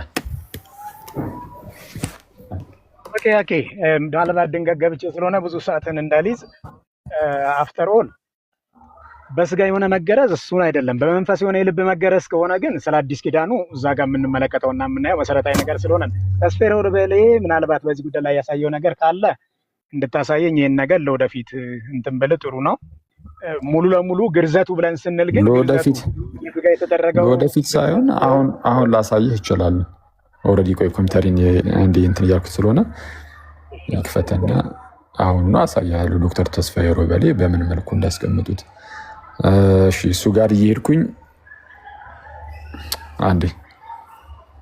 እሺ አጋጣሚ ቻርጅ ልሰካ እየተነሳሁኝ አየር ላይ ኮምፒውተር ይዘጋ። ስለዛ እሱን እየከፈትኩልህ የዶክተር ተስፋዬ ሮበሌ ጋር ከመሄዴ በፊት እስከዛ ያው ኮምፒውተር እስኪከፍት ማለት ነው። ቆይ ገና እየከፈተ ነው። ስለዛ እየከፈተ ነው። እሱ እስከሚከፍት ድረስ ቆላሲስ ላይ ያለውን ላሳየ። ቆላሲስ ምዕራፍ 2 ቁጥር 11 ላይ እንዲህ ይላል፣ የስጋንም ሰውነት በመገፈፍ በክርስቶስ መገረዝ በእጅ ባልተደረገ መገረዝ በእርሱ ሆናችሁ ደግሞ ተገረዛችሁ ይላል። በእጅ ባልተደረገ መገረዝ የሚለው ስለ የትኛው ግርዛት እየወራ ነው? በእጅ ባልተደረገ መገረዝ ሲል የትኛውን ነው የሚያስታውሰው? በመንፈስ ስለሆነ መገረዝ። አይ በእጅ ባልተደረገ መገረዝ ሲል በእጅ የሚደረግ ምን አይነት ግርዛት ኖሮ ነው እያልኩ ያለሁት? በእጅ ባልተደረገ የስጋ ግርዛት ነው። ስለዛ አሁን ያለው ይህ ምንድነው? በክርስቶስ የሆነው መገረዝ ግን ልክ እንደዛ ያለ አይደለም ንባር እያለ ያለው ልክ ነህ። በክርስቶስ መገረዝ በእጅ ባልተደረገ መገረዝ ሆናችሁ ደግሞ ተገረዛችሁ። ንጽጽሩን ያመጣው ከዛ በእጅ ከሚደረገው መገረዝ ጋር ሆኖ ሳለ ግን ልክ እንደሱ ግን አይደለም ነው። የክርስቶስ መገረዝ ልዩ ነው። ታዲያ ምንድነው አሁን በምን መልኩ ነው አሁን ያለው የመጣው ከተባለ ቁጥር 12 ላይ በጥምቀትም ይላል። በጥምቀትም ከእርሱ ጋር ተቀብራችሁ በጥምቀት ደግሞ ከሙታን ባስነሳው በእግዚአብሔር አሰራር በማመናችሁ ከእርሱ ጋር ተነሳችሁ ይላል። ስለዚህ አሁን የሚሰጠን ግዝረት በጥምቀት በኩል የሚገኘው የክርስቶስ የሆኑ መገረዝ ነው። ስለዚህ አሁን ጥንት ላይ ያለው ይሄ በቃ የሆነ ፓርትን የማስወገድ ነው። እዛው ጋር ቀጠል አድርጎ ምን ይላል? እንደውም እናንተም በበደላችሁና ስጋችሁን ባለመገረዝ ሙታን በሆናችሁ ጊዜ ነው የሚለው። አሕዛብን እንደዛ የሚለው አስቀድመው እነዚህ ያልተገረዙ ቆላፋን እየተባሉ ኃጢአተኞች እየተባሉ ይነገርላቸው ነበር እና ስጋችሁን ባለመገረዝ ርቃችሁ ነበራችሁ ነው፣ የራቁ ነበሩ። በበደላችሁና ስጋችሁን ባለመገረዝ ሙታን በሆናችሁ ጊዜ ከእርሱ ጋር ሕይወትን ሰጣችሁ፣ በደላችሁን ሁሉ ይቅር አላችሁ ይላል። የተገረዛችሁ አልነበራችሁም፣ አሁን ግን ግርዘትን አገኛችሁ። አሁን የሐዲስ ኪዳኑ ግርዘት ጥምቀት ስለሆነ ማለት ነው። ተግባባን? ያኬ ምናልባት አሁን አንተ ሄዳ ኤፌሶን ምዕራፍ 2 ላይ ነው የምትመጣልኝ። ምንድነው ኤፌሶን ምዕራፍ 2 ላይ ከሁለታቸው አንድን አዲስ ሰው በራሱ ይፈጥር ዘንድ የሚለውን እናንተ ርቃችሁ ለነበራችሁ አሁን በክርስቶስ ኢየሱስ ሆናችሁ ቀርባችኋል የሚያስቀምጠው መሰረታዊ የሆነ ነገር አለ እዛ ቦታ ላይ። በዛን ቦታ ላይ አሁን የወተር ባፕቲዝምን ኢንዲኬት የማድረጉ ነገር ሳይሆን ሰዎች በክርስቶስ ኢየሱስ ማመናቸውን ኤፌሶን 2 መች ጠቀስኩኝ እኔ? አንተ እኮ ነው የጠቀስኩት ዶክተር። ኮንሰፕቱን ከዛ አንጻር ነው የምታስቀምጠው። አስቴድ አሁንም እዛ ቦታ ላይ ጥምቀት የሚለውን ቃል ምዕራፍ 3 ከኤፌሶን ምዕራፍ 2 ጋር ይገናኛል። ኩሳ ይገናኛል። ግን አንድ ቦታ ላይ አሁን ለምሳሌ ጥምቀት ብሎ የሆነ ክፍል ላይ አላስቀመጠም ማለት በቃ ጥምቀት ጉዳዩ ባይሆን ነው ብለን እንድንደምደም አያደርገንም። ለዚህ አንድ ትልቅ ማስረጃ ልስጥህ። ለምሳሌ በሮሜ መልእክት ምዕራፍ 6 ቁጥር 3 ላይ ከክርስቶስ ኢየሱስ ጋር አንድ ትሆኑ ዘንድ የተጠመቃችሁ ሁሉ ከሞቱ ጋር አንድ ትሆኑ ዘንድ የተጠመቃችሁ አታውቁምን ይላል። ከጌታ ጋር አንድ ትሆኑ ዘንድ የተጠመቃችሁ ይላል። ያመናችሁ አይልም እዛ ክፍል ላይ። ስለዚህ አሁን ከጌታ ጋር አንድ ይቅርታ፣ እሺ እሄድልሃለሁ። አንዴ ከጌታ ጋር አንድ ትሆኑ ዘንድ የተጠመቃችሁ ብሎ ስለሚናገር ያመናችሁ አላለም። ከጌታ ጋር አንድ ትሆኑ ዘንድ ያመናችሁ ሳይሆን የሚለው እዛ ክፍል ላይ ከጌታ ጋር አንድ ትሆኑ ዘንድ የተጠመቃችሁ ነው የሚለው። ስለዚህ አሁን ያመናችሁ የሚል ቃል ስለሌለ በአንተ አካሄድ ልሂድ ብል አይ በቃ እምነት ከክርስቶስ ጋር አንድ ለመሆን አይደለም ዋናው ጥምቀት ነው ብዬ እንደምናገር ማለት ግን እንደዛ እንድል አያደርገኝም። በቃ እዚህ ጋር ጥምቀት ብሏል፣ አሜን ብዬ ጥምቀትን እቀበላለሁ። ስለ እምነት የተነገሩ ሌሎች ክፍሎች ደግሞ አሉ። አዎ ስለዚህ ሁለቱንም እቀበላለሁ። አንተ ግን እያደረግክ ያለው ኤፌሶን ምዕራፍ 2 ላይ ስናነብ ጥምቀት የምትል ቃል ስለሌለች የቆላሲያሷን ወደዛ አድርገን ኤፌሶንን እንያዘ። ይሄ የቡፌ እምነት ይባላል። እንደ ቡፌ አይደለም መጽሐፍ። እንደዛ አይደለም አክዬ። እሺ ወንድም አንደኛ ቆሮንቶስ 12:13 ላይ እስቲ ይሄንን ቃል ሂድና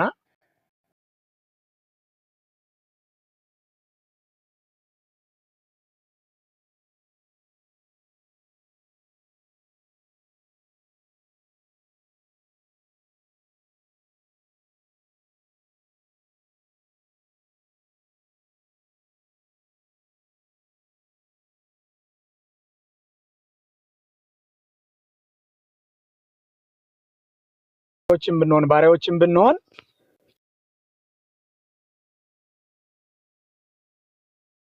ተጠምቀናል፣ ሁላችንም ያንን አንዱን መንፈስ ጠጥተናል ይላል።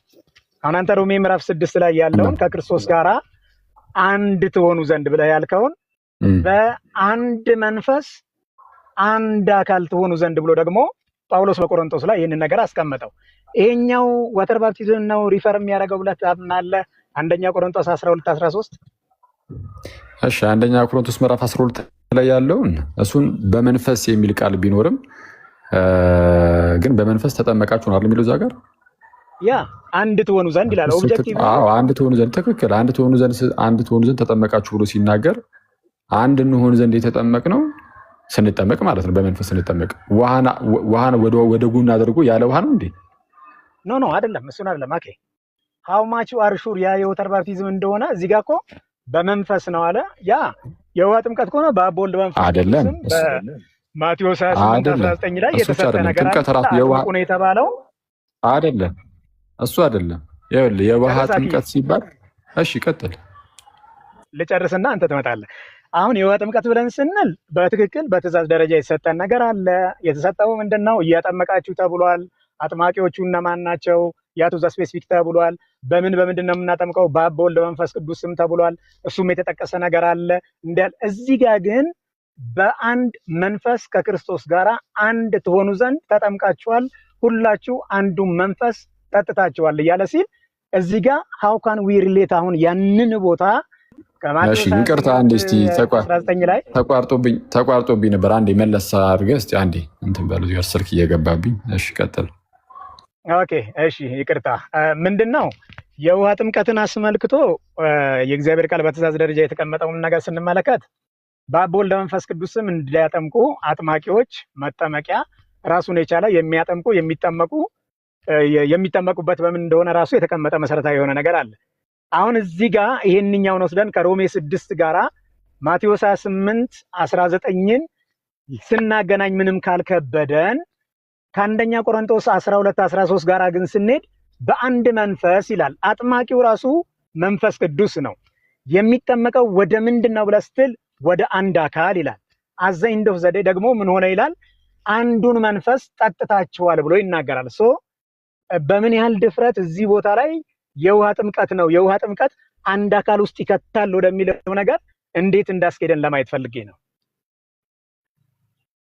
እሺ የውሃ ጥምቀት እንዴት አንድ አካል ውስጥ ይከተናል? ይሄ እኮ ግልጽ ነው። አሁን ይህንን ነገር ያነሳኸው በአጭሩ ሮሜ ምዕራፍ 6 ላይ ያለው ሮሜ ምዕራፍ 6 ላይ ያለው ያ ጥምቀት እንደው በውሃ የሆነው ጥምቀት አይደለም ለማለት ነው። ካልተሳሳትኩኝ ነው አይደል? አይደለም እንደዛ እያልኩ አይደለም። እሺ ስለዛ ሮሜ 6 ላይ ያለው ጥምቀት የውሃ ጥምቀት ነው አይደለም? መጀመሪያ ይሄን መልሱ። አንደኛ ቆሮንቶስ 12 13 ላይ ያለው ሮሜ ምዕራፍ 6 ላይ ያለውን የጠየኩት ሮሜ ምዕራፍ 6 ላይ ያለው ጥምቀት የውሃ የኔ ይሄ እኮ መጀመሪያ እኮ ያነሷት ነው ሮሜ 6 ነው። አንደኛ ቆሮንቶስን ያነሱት እርሶ ኖት። አንተ ልከራከር አልገባሁም። ስለዛ ልትከራከረኝ ካልሆነ ይሄን ጥያቄ መልስልኝ። በቃ ነው ልከራከር አይደለም። ይኸውልህ አሁን አንተ ሮሜ 6 የውሃ ጥምቀት ነው ወይ ብለህ ስትለኝ ትክክል። ሮሜ 6 ስለምንድን ነው 13ን የውሃ ነው ወይ እሱን ያነሳህበት ኢንቴንሽን ምንድን ነው ወንድሜ? ሮሜ ምዕራፍ 6 ላይ ያለው ጥምቀት የምን ጥምቀት ነው ብለን የምታምነው?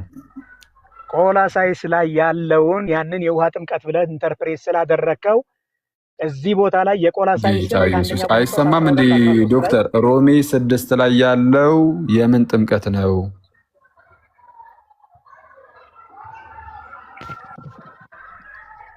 ይቀጥሉ። የውሃ ጥምቀት ኦኬ። ሮሜ 6 ላይ ያለው የውሃ ጥምቀት ከሆነ ስለዛ አሁን ይነበባ ወይስ ከክርስቶስ ኢየሱስ? እሺ ስለዚህ ልመልስህና ደግሞ ሌላ ጥያቄ ልጠይቅህ ነው። ቆይ ችግር የለም። የውሃ ጥምቀት እንዴት አድርጎ ነው አንድ የውሃ ጥምቀት እንዴት አድርጎ ነው አንድ የሚያደርገው ብለህ ስለጠየቀኝ እሱን ልመልስልህ። ምን ይላል ሮሜ 6 ላይ የውሃ ጥምቀት ከሆነ ሮሜ 6 ላይ ያለው የውሃ ጥምቀት ከሆነ ከክርስቶስ ኢየሱስ ጋር አንድ ትሆኑ ዘንድ እየተጠመቃችሁ ይላል። ስለዛ ከጌታ ጋር አንድ የሆነው በውሃ ጥምቀት ነው እያለ ነው። እንግዲህ የውሃ ጥምቀት እንደሆነ ስለነገርከኝ ማለት ነው። በመንፈስም እያለ ደግሞ እግዚአብሔር ቃል ሌላም ቦታ ላይ ይናገራል። ትክክል ነው። የውሃ ጥምቀት ላይ መንፈስ የለም መቻልን እንዴ? እኛ እኮ የውሃ ጥምቀት የሚለውን አገላለጽ ራሱ እኮ ብዙ ጊዜ አንጠቀሙም። የውሃ ብቻ እኮ አይደለም ጥምቀቱ፣ የመንፈስ ቅዱስ አሰራር ያለበት ነው። ስለዛ በዛ በመንፈስ ቅዱስ አሰራር ከጌታ ጋር አንድ የምንሆነው ሲጀመር በጥምቀት ውስጥ ከጌታ ጋር አንድ የምንሆነው መንፈስ ቅዱስ ነው ስራውን የሚሰራው። ይሄንን ስራ የሚሰራው በክርስቶስ ኢየሱስ የተሰራውን የማዳን ስራ ሁሉ በእኛ ላይ የሚያደርገው መንፈስ ቅዱስ ስለሆነ ልክ አንድ አማኝ ሲጠመቅ ወደ ጥምቀት ውስጥ ሲገባ መንፈስ ቅዱስ ምን ያደርጋል? ቀጥታ ከጌታ ጋር አንድ ያደርገዋል። በዛ በጥምቀት ውስጥ ጥምቀት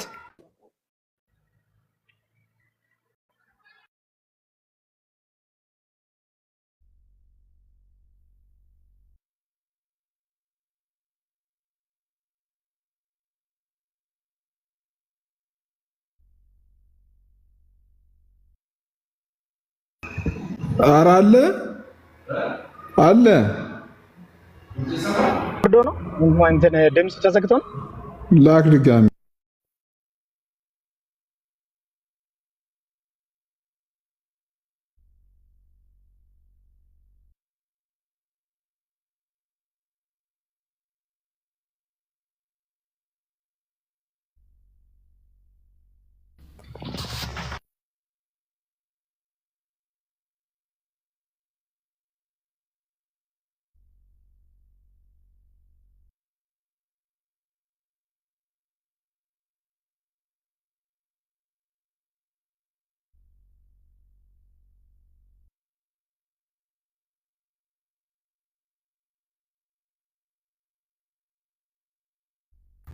ሲሶ ብቻ የማይሰማኝ ሶሪ።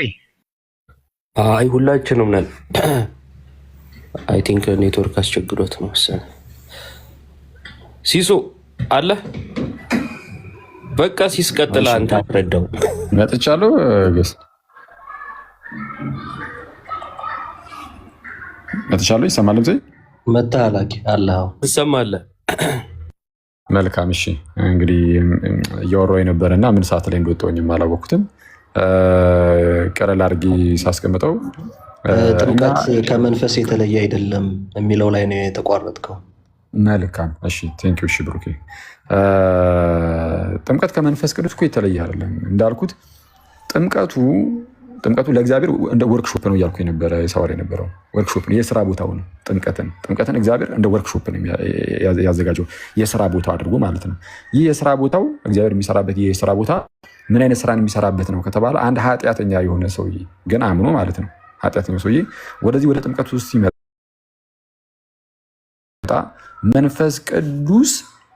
መንፈስ ቅዱስ ያንን ኃጢአተኛውን ሰውዬ በማንጻት ወይም ከክርስቶስ ጋር አንድ በማድረግ ከክርስቶስ የተነሳ የክርስቶስን የማዳን ስራ ሁሉ ለዛ ሰውዬ ላይ ተግባራዊ እንዲሆን በማድረግ ለምን ታስገባላችሁ? እኔ እኮ ግራ ግብት ነው የሚለኝ አንዳንዴ። እየተወራ እያለ እንትን አትበሉ፣ ቀስ እየተባለ ወይ መሀል ላይ ይሁን ልክ ሲገቡ ስለሚረብሽ እና ምንድነው በአጭሩ መንፈስ ቅዱስ በክርስቶስ የተሰራውን ሁሉ ስራ ሰውየው እንዲያገኝ ያደርገዋል። ሰውየው እንዲያገኝ ያደርገዋል። አሁን በጣም ቃላቶቻችንን በጣም መጠንቀቅ ያለብን አንዳንዴ አስቸጋሪ ነው። አሁን በዚህ በምዕራቡ ዘንድ የሚነገሩ የተለያዩ ቃላቶች ስላሉ ለምሳሌ ለኃጢአተኛው ሰውዬ የክርስቶስ የማዳን ምንድን የክርስቶስ ጽድቅ እንዲቆጠርለት ያደርጋል ምናምን እንደዛ እያልን አይደለም። በቃ ክርስቶስ ዓለምን ለማዳን የሰራው ስራ አለ። የአማኝ ወደ ጥምቀት ውስጥ ሲገባ መንፈስ ቅዱስ ያንን በክርስቶስ የተሰራውን ስራ ሰውየው እንዲያገኙ ያደርጋል። አለቀ። ሰውየው ጋር ያደርሰዋል። የክርስቶስን የማዳን ስራ ለሰውየው ያደርግለታል፣ ወይም ሰውየው ጋር እንዲደርስ ያደርጋል የክርስቶስን የማዳኑን ስራ። ስለዛ አብ ልጁን ላከ። ልጁ በተለየ አካሉ ሰው ሆነ ምናምን ነገር መጨረሻ ላይ ተሰቀለ፣ ሞተ፣ ደግሞ ተነሳ፣ በአባቱ ቀኝ ተቀመጠ። መንፈስ ቅዱስ ደግሞ በክርስቶስ የተሰራውን ስራ በሚስጥራት በኩል ለሰዎች ይሰጣል። ስለዛ ጥምቀት ስንል ከመንፈስ የተለየ አይደለም። በመንፈስ የሚለው በጣም ኖርማል ነው። አሁን እያልን ያለነው ግን ሮሜ 6 ላይ እንመለሳለን። ሮሜ 6 ላይ ያለው ጥምቀት የውሃ ጥምቀት ነው ብሎናል ዶክተር እና እናመሰግናለን። ኦኬ ሮሜ 6 ላይ ያለው ጥምቀት የውሃ ጥምቀት ከሆነ ስለዚህ ጥምቀት የተነገረ አንዳች ታላቅ ነገር አለ። ይህ ምን የሚል ነው? ከክርስቶስ ጋር አንድ ትሆኑ ዘንድ የተጠመቃችሁ ሁሉ ብሎ ነው የሚጀምረው። ስለዛ ሰው ከክርስቶስ ጋር አንድ የሚሆነው በውሃ ጥምቀት ነው የሚለውን በግልጽ ይናገራል ማለት ነው መጽሐፉ። ስለዛ ከጌታ ጋር አንድ የምንሆነው በዛ ጥምቀት ከሆነ ይህንኑ ንግግር ደግሞ ገላትያ ላይ የሚያስቀምጣል። አሁን አንድነቱ እንዴት በውሃ ጥምቀት በኩል እንደሚመጣ ለማሳየት ነው። ግን ከመንፈስ ግን የራቀ አይደለም እንዳትረሱ። ገላትያ ምዕራፍ 3 ላይም ከክርስቶስ ጋር አንድ ትሆኑ ዘንድ የተጠመቃችሁ ሁሉ ክርስቶስን ለብሳችኋል ይለና እዛው ጋር ምን ይላል? አይሁዳዊ የለም፣ የግሪክ ሰው የለም፣ ባሪያ የለም፣ ጨዋ የለም፣ ወንድ የለም፣ ሴት የለም፣ ሁሉም በክርስቶስ እንት ናቸው ይላል። አንድ ናቸው። ዶክተር የጠቀስከው አንደኛ ቆሮንቶስም አይሁዳዊ የለም፣ በግሪካዊ የለም ምናምን ብሎ አልነበር ያስቀምጠው? በሁለቱ መካከል ልዩነት የለም ብሎ አልነበር ያስቀምጠው? እዚህ ጋር ልክ እንደዚህ አይነት ነገሮችን ያስቀምጡልሃል። ይህን ሁሉ ግን ልዩነት የለም ብሎ አንድ ያደረገን ግን ከጌታ ጋር አንድ የምንሆንበት የትኛው ምስጢር ነው? ጥምቀት ነው። ስለዛ በመንፈስ ቅዱስ ተጠመቃችሁ ብሎ ሲናገር ውሃን አግልሎ አይደለም፣ በውሃ ውስጥ እንዲህ ያለውን ነገር ስለሚገኝ ነው። ስለዛ ምንድነው ሮሜ 6 ላይ ያለውን የውሃ ጥምቀትን ከተቀበልክ የውሃ ጥምቀት ነው ብለህ ከተቀበልክልን በቃ ነገሩ አለቀ። ይኸው ከጌታ ጋር አንድ እንሆንበታለን ተብሎ ተነግሯል። ይህን እንዴት ታየዋለህ? እስኪ ከጌታ ጋር አንድ የምትሆነው በውሃ ጥምቀት ነው ብለህ ታምናለህ አንተም? ኦኬ መልካም። ወደዛ ከመሄደ በፊት መጽሐፍ ቅዱስ ሲናገር ጥምቀቶችና እጆችን ስለመጫን እያለ ዕብራውያን ምዕራፍ 6 ቁጥር 2 ላይ የሚያስቀምጠው ነገር ስላለ ጥምቀት ስንል ጥምቀቶች ስለሚያስቀምጥ ኤፌሶን 4:4 ላይ አንዲት ጥምቀት እያለ ቢያስቀምጥን የትኛው ጥምቀት ለምን አይነት ፐርፐዝ ነው የተሰጠው የሚለውን ነገር ማየት አለብን። ዛትስ ዋይ አሁን እኔ ሮሜ ምዕራፍ 6 አንተ እዛ ጋር የውሃ ጥምቀት ስትል አንደኛ ቆሮንቶስ 12:13 የውሃ ልትለው ነው ወይ? ኤፌሶን ምዕራፍ 2 ከሁለቱ አንድን አዲስ ሰው ይፈጥር ዘንድ የሚለውን ከዛ ጋር አንድ መሆናቸውን እንደገና ቆላሳይስም ላይ ያለው ልትለው ነው ወይ ያልኩ ለዛ ነው። አሁን ጥምቀት የሚለውን ነገር ስንመለከት ተጠማቂ ያለ፣ አጥማቂ ያለ፣ መጠመቅ ያለ፣ ውጤት አለ። ዶክተር ጥያቄው ምን ነበረ ግን? ይቅርታ ረስተውታል መሰለኝ። አረሳሁትም። ኦኬ ምንድን ነው ጥያቄ? አይ ምን ነበር ጥያቄ? የኔ ጥያቄ የኔ ጥያቄ አንተንማ መለስን። የኔ ጥያቄ ምን ነበር? አሁን የጠየቀኝ እኮ ነው። ሮሜ ምዕራፍ 6 ነው የጠየቀኝ። ሮሜ ምዕራፍ 6 ላይ የውሃ ጥምቀት ከክርስቶስ ጋር አንድ ለመሆን ስለሆነ የውሃ ጥምቀት ከክርስቶስ ጋር አንድ ያደርጋላት ብለህ አታምንም ወይ? ይሄንን ነው ያልከኝ አይደል? ብለህ ታምናለህ ወይ አልኩኝ። አዎ እሱን ታምናለህ አታምንም የሚለውን እሱን መልስልን። ሌሎቹን ተዋቸውና ምክንያቱም አሁን የተለያዩ ጥምቀቶች አሉ ብትለን አንተ ግን ኦልሬዲ ሮሜ 6 አይደለም ሮሜ 6 ለዛማ እንድትይዘኝ አልፈልግም። ሮሜ 6 ኦልሬዲ አልፈልግም። ለምን ስትል ኖ ለአንተ ሮሜ 6 ላይ እንደሄድክ እኔ አንደኛ ቆሮንቶስ 12:13 ላይ የሄድኩበት ምክንያት ሮሜ 6 አይደለም የትኛውን ቦታ ላይ ቆይ ሮሜ 6 ኦልሬዲ የውሃ ጥምቀት ነው ብለህ አምነህልኛል። አንዴ ልጨርሳ። እኔ ስለ ሮሜ 6 አይደለም እያልኩ ያለሁት። እኔ ደግሞ እያወራሁ ያለሁት ስለ ሮሜ 6 ነው። ከይቅርታ ጋር ሮሜ 6 የውሃ ጥምቀት ነው ብለህ ካመንክ እሱ ላይ አንዴ እናውራ እያልኩ እኮ ነው። ኦኬ ዘን ቀጥልሽ። ያው ባይጠቅምም ዝም ብለህ አውራና ጥምቀቶች አሉ። እሱማ ብዙ አይነት ጥምቀቶች ይኑሩ ችግር የለውም። አንተ ግን ኦልሬዲ ሮሜ 6 የውሃ ጥምቀት ነው ብለህ ስለፈታኸው ስለሱ እናውራ። የምትጠቅሳቸው ቦታዎች ላይ እርግጥ ነው ትክክለኛ ነው ይሄ የውሃ ጥምቀት ነው የሚል ነገር እያሳየ እንድትሄድ እፈልጋለሁ። ለምን ብትል ምክንያቱም ቆላሳይስንም የውሃ ጥምቀት ነው ካልከኝ፣ አንደኛ ቆሮንቶስ 12:13ንም የውሃ ጥምቀት ነው ካልከኝ፣ ኤፌሶን ምዕራፍ 2ንም እዛ ጋር ከሁለታቸው አንድን አዲስ ሰው ይፈጥራል ብዬ የምለውን እሱን ካልኩ አንድን አዲስ ሰው የሚፈጥርበት ከክርስቶስ ጋር አንድ ሆኖ የሚተባበርበት የውሃ ጥምቀት ነው እያልከኝ ካልከኝ ስለማያስኬድ ነዋ። ሮሜ 6 ላይ ግን ተስማምተናል። በመጀመሪያ ደረጃ እስቲ ከተስማማንባቸው እንጀምር። ሮሜ 6 ላይ የውሃ ጥምቀት በሚለው ተስማምተናል አይደል? ሮሜ 6 የውሃ ጥምቀት ነው ብያለሁ እኮ አኬ። ለምን እዛ ጋር ተመለስክ? በጣም ጥሩ። ሮሜ 6 የውሃ ጥምቀት ከሆነ ይህ የውሃ ጥምቀት ስራውን ደግሞ ሮሜ 6 ላይ የተናገረው ነገር ስላለ እሱ ላይ እንግባባ። ሮሜ 6 ላይ በዛ በውሃ ጥምቀት ከጌታ አይሰማም እንዴ ዶክተር? እንደጠየከኝ ኖ ይሰማል። እሱንም እያንዳንዱን ጥቅስ እየሄድን እናያለን። ሮሜ 6 ላይ እንጨርስ። ከዛ በኋላ ሁሉንም ጥቅስ የፈለግከውን ጥቅስ አንሳና በል። ዝም ብለን በራሳችን ብቻም እኮ አንፈታም። እያየን እናያለን። በቃ ምንም ችግር የለውም። እያንዳንዱን ጥቅሶች እናያቸዋለን። እንደዚህ አሁን ሮሜ 6 ላይ ከተስማማንበት እንጀምር እባክህ። እባክህ ዶክተር ይሰማል? አይ አንተም እባክህ እንዴ አኬ አንተም እባክህ እኮ ሲውልህ ከተስማማንበት እኮ ነው የምንጀምረው። የትኛውን ቦታ ላይ ጥምቀት የሚለው በሙሉ የውሃ ጥምቀትን ያመለክታል ብለህ ታምናለህ? አላልኩም። እኔ አሁን እንደዚህ ነገሮችን መች አልኩኝና ያልተባሉ ነገሮችን ከምናነሳ እየጠየኩ ያለሁት ነገር ምንድን ነው? አንዱ ቦታ ላይ የውሃ ጥምቀት ስለሆነ ሌላውን በሙሉ የውሃ ጥምቀት ነው ብለን መፈረጅ እንዴት እንችላለን? እሱ ነው እያልኩ ያለሁት። እኔም እሱን ለማሳየት እየሞከርኩ ያለሁት። ስለዛ ከሮሜ 6 ስለዚህ እሱን ለማሳየት ከሆነ አንደኛ ቆሮንቶስ ጋር ግባና በአንድ መንፈስ አንድ አካል ትሆኑ ዘንድ ሲል ስለ ውሃ ነው ወይ የሚናገረው? እሱን ንካልኛ። እኮ እሱን ለማስረዳት አልኩ እኮ እኔ እኮ አሁን እሱን እኮ ነው ሲጀምር ለማስረዳት። ስለዚህ ቆሮንቶስ ላይ ግባልኝ። ኧረ በጌታ በኢየሱስ ለምንድን ቆይ ይኸውልህ ከሮሜ 6 እየተነሳሁበት ያለሁበትን ምክንያት ልንገርህ የምትረዳው ከሆነ ማለት ነው። ከሮሜ 6 እየተነሳሁ ኧረ እባክህን አንዴ ተረጋጋ። ይፈጥራል ብለህ ያቺኛው እዛ ላይ ስቲኮን ስላደረግ አይደለም ሌላ ቦታ ላይ ላቴ ስለፈለክ ነው። እሄዳለሁ በጌታ እንዴ ተው እንጂ ወዳጅ። ሮሜ 6ን ይኸውልህ ሮሜ 6 አንዴ ቆይ ሮሜ 6ን የውሃ የማለት ጉዳይ ብቻ አይደለም። የውሃ ብለን ካመንን እዛ ጉዳይ ላይ የተነገረ ታላቅ ነገር አለ። ሐሳቡን የውሃ ጥምቀትን ከዛ የመጽሐፍ ቅዱስ ክፍል ላይ የውሃ ጥምቀትን ሐሳቡን እንይዛለን። እሱን ይዘን አንደኛ ቆሮንቶስ ላይ ስንሄድ ፍንትው ብሎ ይገለጥልሃል። አለቀ። ወደ ኮንክሉዥን ሳትመጣ ሌሎቹ ቦታ ላይ እና ሮሜ 6 ላይ ተስማማንበት ላይ አንዴ እንጨርስ። እንዴ ምን ሆነሃል ዶክተር? የውሃ መሆኑን ብቻ ብያለሁ። የውሃ ነው ብለሃል አይደለ? እንግዲያውስ የውሃ ከሆነ ምንድነው የሚለው? በቃ የውሃ ከሆነ ኧረ ጌታ ኢየሱስ ኧረ እባክህን አንዴ የውሃ ከሆነ የውሃ ከሆነ አልገባም። ይኸውልህ አንድ ነገር በግልጽ ልንገርህ። አይ ተው እየተከራከርክማ ነው፣ ግን ችግር የለውም እንደማመጥ እንጂ እየተግባባን ይሁን እንጂ ችግር የለውም። አሁን ልክ የሆነ ያዝ ስትደረግ ልከራከር አልመጣሁም ብያ ሆኖ የፈለገው ቦታ ላይ ብቻ ትቁማ። አንተ የምትፈልገውና የሆነ ነጥብ ሊያስገኘኝ ይችላል ብለህ የምትለው ቦታ ላይ ትቁማ። ኦኬ። እዚህ ሮሜ 6 ላይ መቀመጥ ያልፈለግከው ነጥብ እጥላለሁ ምን ይላል? ወይስ ከክርስቶስ ኢየሱስ ጋር አንድ ትሆኑ ዘንድ የተጠመቃችሁ ሁሉ ከሞቱ ጋር አንድ ትሆኑ ዘንድ እንደተጠመቃችሁ አታውቁም? ምን ይላል? እዚህ ጋር ሰው ከክርስቶስ ጋር አንድ እንዲሆን ምን አድርጓል ተባለ?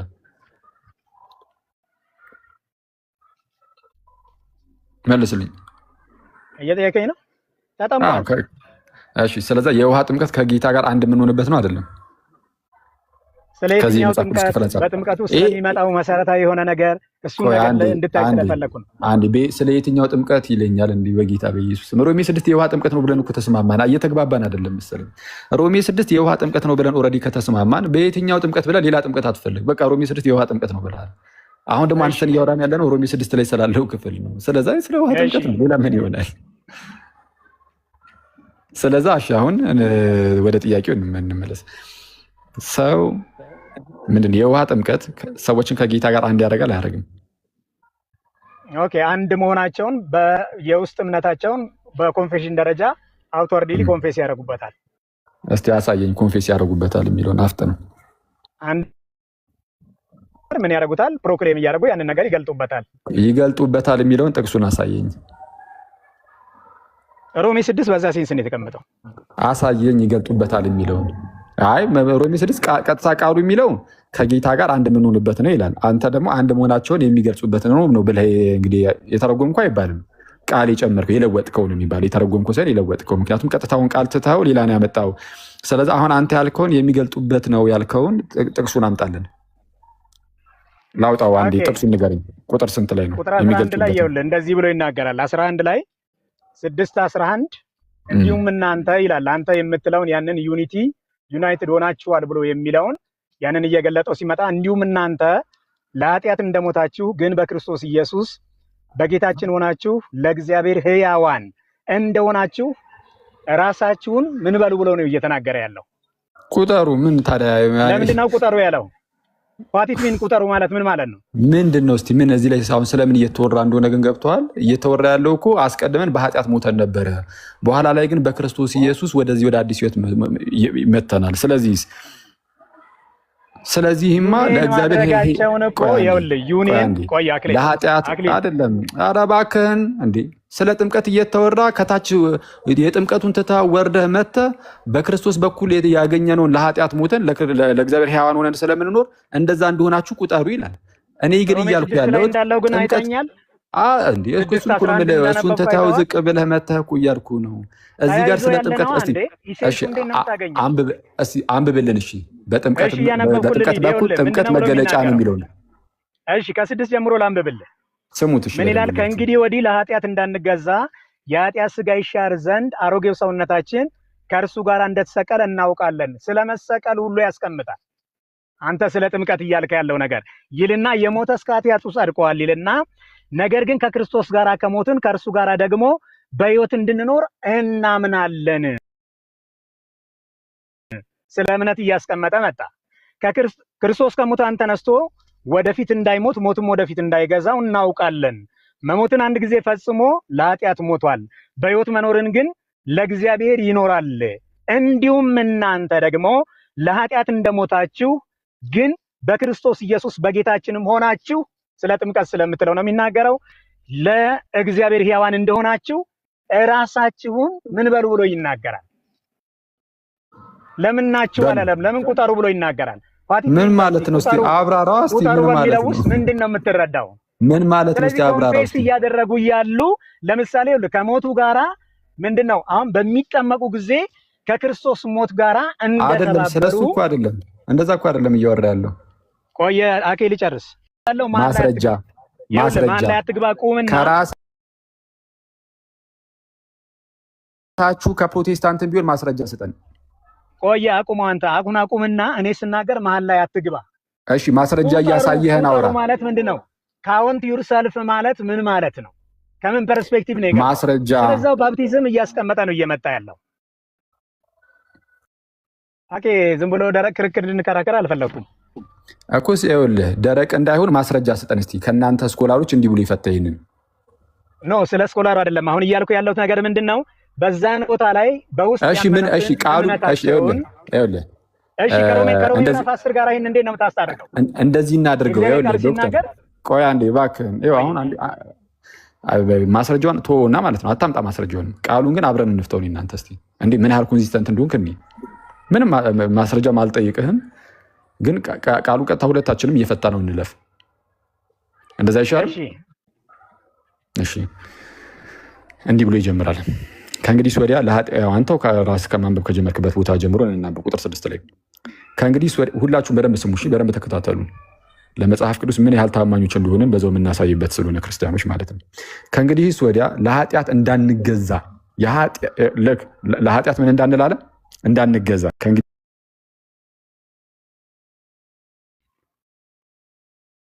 ኦኬ አንድ እሺ ተቋርጦ ነበር።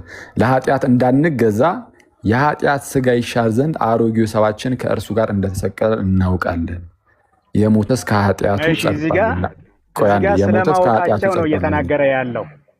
አዎ ምንድን ነው የምናውቀው አለ። ለዚህ ተጠምቀናል ግን ብሎ የሚል ነገር አታገኝም። ስለማውቃቸው አንዴ ስለማውቃቸው ምንድን ነው የምናውቀው አለ። ከክርስቶስ ጋር አሮጌው ሰውነታቸው እንደተሰቀለ እናውቃለን አይደለ? ይህን ነገር በጥምቀት እንደሆነ ግን አይናገርም ብለሃል። ግን በጣም የሚያስገርመው ነገር ማለት ነው ወደ ላይ ሄደ ቁጥር 3 ላይ እንዲህ ብሎ ይናገራል። እናውቃለን አይደል ያለው? ወይስ ከክርስቶስ ኢየሱስ ጋር አንድ እንሆን ዘንድ የተጠመቅን ሁላችን ከሞቱ ጋር አንድ እንሆን ዘንድ እንደተጠመቅን አታውቁምን? ከታች እናውቃለን ብሎ የመለሰው ይህን ነው። ባይዘው ዶክተር በደንብ ፕሊስ እኛን ስማን። በቃ ከታላቅ ይቅርታ ጋር አንድ በደንብ አድርገው ይናገራል። ከሞቱ ጋር አንድ መሆኑን ብቻ ሳይሆን ላሳየህ እኮ ነው። ደግሞ ከትንሣኤውም ጋር እኮ ተያይዟል። እንደውም አንተ ትንሣኤውንም አሳይሃለሁ እኮ የምትለው ያ። ስለዚህ አሁን ይኸውልህ ሞቱን ብቻ አይደለም እዛ ጋር የሚለው ሞቱን የሚናገረው ከሞቱ ጋር ያለውን ነገር እናውቃለን ብሎ የሚለው በትክክል በክርስቶስ ኢየሱስ ሞት አሮጌው ሰውነታቸው ከሱ ጋር አንዴ ይሰማል። ቆይ ናቀታቸውን ነው የሚያመጣው። ኧረ እባክህና ና ቆይ አንዴ ሰማኝ በደንብ። ይኸው ቁጥር 6 ላይ መሀል ላይ ተቋርጦ ነበረ። እንግዲህ እንዲህ ነበር ያለው። በደንብ አድርጋችሁ ስሙ ፕሊስ፣ ሁላችሁ ፕሊስ። እሺ ይኸውላችሁ በዚህ በንግግር ውስጥ ውይይቶችን ስናደርግ ምናምን ነገር አትሊስት ከታች ያላችሁ ሰዎች በደንብ እንድትጠቀሙ በማሰብ ነው ጊዜ ሰተን የምናወራው። ስለዛ በደንብ አድርጋችሁ ስሙ። ከእንግዲህ ወዲያ ለኃጢአት እንዳንገዛ የኃጢአት ስጋ ይሻር ዘንድ አሮጌ ሰዋችን ከእርሱ ጋር እንደተሰቀለ እናውቃለን ይላል። ከእርሱ ጋር እንደተሰቀለ እናውቃለን ይላል እንጂ በጥምቀት አይልም አለ ዶክተር ማለት ነው። ስለ እውቀት ነው እየተናገረ ያለው ነው። ቃሉ ነው እያለ ያለው። እንዲህ አይነት ፖለቲካ አኮሳ ኧረ እባክህን ስማ። እንዴት ነው እዛ ቤት ተደማመጧ ጌታ ኢየሱስ እናውቃለን የሚለውን ቃሉ ነው የሚለው ያልከውን ችግር የለም። አሁንም መልሰ ነው እንግዲህ ሪያፍ የሚያደረገው ፖዚሽን የትኛውን? አይ በቃ እዚህ ጋር እናውቃለን የሚለው በጥምቀት ምናምን የሚል ነገር የለውም ብሏል። ከእርሱ ጋር እንደተሰቀልን ማለት ነው እናውቃለን አለ። ስለምን ተናግሮ ነው እናውቃለን ያለው? ያው ዝም ብላችሁ ሁለት ሶስት መስመር ከፍ ብላችሁ ስትመለከቱ ምን ይላል? ወይስ ከክርስቶስ ኢየሱስ ጋር አንድ እንሆን ዘንድ የተጠመቅን ሁላችን ከምኑ ጋር ነው የሚለው? ቀጣይ ከሞቱ ጋር አንድ እንሆን ዘንድ እንደተጠመቅን አታውቁምን ብሎ ጠይቆ ነበር። ይህንን ይዞ ነው እያብራራ የሚመጣው። አይ አብረ ከእሱ ጋር እንደተሰቀለን እናውቃለን አለ። ስለዚህ ይህ ነገር በጥምቀት እንደሆነ ግልጽ ነው። አለቀ። ከሞቱ ጋር አንድ የሆነው በጥምቀት ነው ስለሚል ከላይ ሬቶሪካል ኤክስፕሬሽን ነው። ከሞቱ ጋር አንድ ትሆኑ ዘንድ እንደተጠመቃችሁ አታውቁምን ነው ያለው። ስለዛ ከሞቱ ጋር አንድ ለመሆን ተጠምቀን እንደሆነ ጌታ የሞተው በመሰቀል ነው። ስለዛ ከእርሱ ጋር ተሰቀልን ተብሎ ተነገረልን። እንደተሰቀልን ከእርሱ ጋር እናውቃለን። በምን? በጥምቀት። የቱ ጋር አለ? ቁጥር 3 ላይ። ለዛ ነው ቅዱስ ዮሐንስ አፈወርቅ ምን የሚለው? ጥምቀት አት ሴም ታይም ጥምቀትም አለ በተመሳሳይ ሰዓት ምን ምንድን ይላል? ጥምቀት መቃብርም ነው መስቀልም ነው ይላል።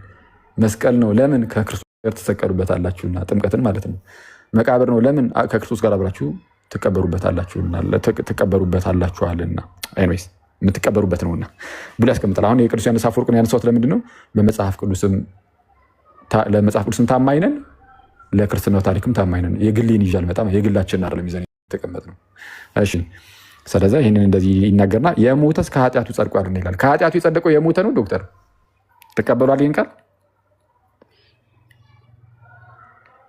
ከክርስቶስ ጋር እንደተሰቀለ ያወቀ መሞቱን ከክርስቶስ ጋር ሞቻለሁ ብሎ በመቀበር ይገለጣል። ከኃጢአቱ የጸደቀው የሞተ ነው አይደለም? የሞተ ነው። የሞተው በምንድን ነው? ሰው የሚሞተው በምንድን ነው? በእምነት። እሺ እዚህ ክፍል ላይ እንግዲህ አሁን ኮንቴክስቱን ቆይ አንዴ ተረጋጋ እባክህ። ኧረ ተረጋጋ። አይተዋል። ይኸው ልክ ስትያዝ መጮት ይጀምራል። አንዴ ተረጋጋ። የሞተስ አንዴ ትልቅ ሰው ነው ግን ልክ ስትያዝ ግን ምኑን ያዝከው? ምኑ ስለተያዘ ስትያዝ ምናምን እንዲህ አይነት ወርዶች ራሱ አያስፈልጉም። በእምነት ብዬ ያልኩ ነገር እባክህን እንደዚህ አይነት ነገር አይመቸኝማ ወዳጅ። አንዴ እሺ ችግር እየተሰማማን እናውራ። ወደ ገላትያ እንሄዳለን። አሁን የሞተ ብላል። አሁን የምናወራው አውዱን ተከተለን አይደለ? በኮንቴክስት እስቲ እዚህ ጋር በእምነት የሚለውን ክፍል እዚህ ክፍል ላይ ያሳይ። ምክንያቱም አውዱና አሁን ይሄ ስለምን እያወራ ነው የሚለው እኮ ይታያል። ዝም ብለህ ገላትያ ጋር ዝም ብሎ መሄድ ብቻ ሳይሆን ስለምን እያወራ ነው። 78 ላይ ይኸውልህ፣ ነገር ግን ከክርስቶስ ጋር 7 እና 8 እያነበብኩ ነው ያለሁት። ነገር ግን ከክርስቶስ ጋር ከሞትን ከእርሱ ጋር ደግሞ በሕይወት እንድንኖር ምን እናደርጋለን? ታዲያ ምንድን ነው እያወራ ያለው? ስለምንድን ነው? ምን ይላል? ስለምን እያወራ ነው የሚለው? ጌታ እሱን ጨርስልኝ። ምን እንላለን እንዴ? መጨረስ ለምን ፈራ? ጨርስልኝ። ኧረ እባክህን ራስህ አንብብ ከፈለግ እንዴ። አሁን ይህን ጨርስልኝ ይህን አጨርስልኝ እኮ አይደለም። እናምናለን የምትል ቃል ስላለች ከዚህ በፊት በእምነት ነው የሞት ነው የሚል ነገር ያስይዛል እኮ አያስብልም እኮ። እንዴት እኔ እንደዚህ ምን ማለት ነው? ይኸው ምን ማለት ነው ካልከኝ እኔ ልመልስልህ። ይኸው እንደዚህ ነው የሚለው ቃሉ። ነገር ግን ከክርስቶስ ጋር ከሞትን አለ። ይኸው ሲጀምር ኦልሬዲ ሞትን መጀመሪያ ያመጣዋል። ከሞትን ከእርሱ ጋር ደግሞ በህይወት እንድንኖር እናምናለን። ስለምን እያወራ ነው? አንድ ሰው ከክርስቶስ ጋር ከሞተ ከራሱ ከክርስቶስ ጋር ደግሞ በህይወት እንደሚኖር እናምናለን። ግን የሚሞተውም በእምነት ነው። የሚሞተው በምንድን ነው የሚለውን ንገረን አይልም።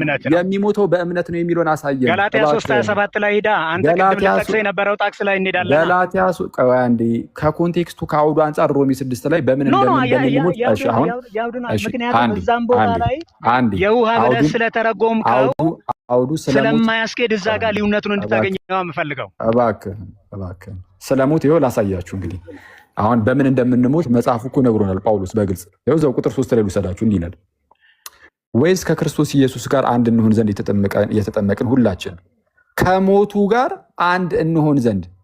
ከማን ሞት ጋር? ከጌታ ሞት ጋር። ከጌታ ሞት ጋር አንድ እንሆን ዘንድ ምን እንዳደረግን እንደተጠመቅን አታውቁም? ምን የተጠመቅነው ከጌታ ሞት ጋር አንድ ለመሆን ነው። ይኸው ከጌታ ጋር የምትሞተው በጥምቀት ነው ብሎ በግልጽ ጳውሎስ ይናገራል። ፕሮቴስታንቶች ግን ጳውሎስ ለምን ይላል? ጳውሎስ ለምን ይሄ ነው በቃ እንደዚህ አይነት ነገር ፖለቲክስ አይደለም እንዴ? ይሄ እኮ በጣም አደገኛ ነገር እኮ ፐርሰናሊ እኔን ዶክተር ያለ በለኝ ወር ደግሞ አጥላው እንዲህ ያለ በለኝ። ያንተ ብቻ አይደለም አንተ ብቻ ሳትሆን አብዛኞቻችሁ ኖ አሁን ከኔ ጋር ነው እየተነጋገርክ ያለው። እሺ ስለዚህ አሁን እሺ ስለዚህ ካንተ ጋር ያልጠየኩ ስለ ሉትራን ያልጠየኩ ለምንድን ነው? ስለ ሉትራን ከአኬ መክፋስ መስማት ስላልፈለኩ ነው እንጂ አኬ ስለ ሉትራን የሚለው ነገር ትክክል አይደለም ብዬ ትክክል ነው ብዬ እየተቀበልኩ አይደለም። ስለ ሉትራን ያልጠየቅኩ አልከኝ እንጂ ስለ ሉትራንማ ጠይቄ መልሽ ኖ አይደለም። ለምሳሌ አሁን ፐርሰቨራንስ ኦፍ ለምሳሌ ስለ አንኮንዲሽናል ሴሌክሽን እንደዚህ ይላሉ፣ ቅዱሳን ጸንቶ መኖር ምናምን እያልክ ስትል አልሄድኩብህም። ለምን እኔ እነሱን ስለምጠይብህ ፐርሰቨራንስ ኦፍ ሴንትስም ጠይቀህን የመለስኩልህ ተወሱና አይደለም እዛ ቦታ ላይ ይሄ ነገር በትክክል የነሱ አመለካከት ነው ወይ ብዬ ከነሱ ጋር አላገናኘውም። ለምን እኔ ቀጥታ አንተን እያነጋገርኩ ስላለው ማለት ነው። ዶክተር አታድክመን በጌታ አሁን ወደዚህ እንመለስና ከደከመህ መጨረስ እንችላለን። ግን ምንድነው የትኛውን ቦታ ላይ መጨረስ ካለብን መጨረስ እንችላለን። ግን መጨረስ አለብን ያልከው ቆይ አንዴ ተረጋጋ እባክህ። ደግሞ ስለተያዝክ ነው እንዳትለኝ እዚህ ክፍል ላይ ሳትጨርስ ወደ ሌላ ትሄዳለህ። አንዴ ተረጋጋና እናንብበው።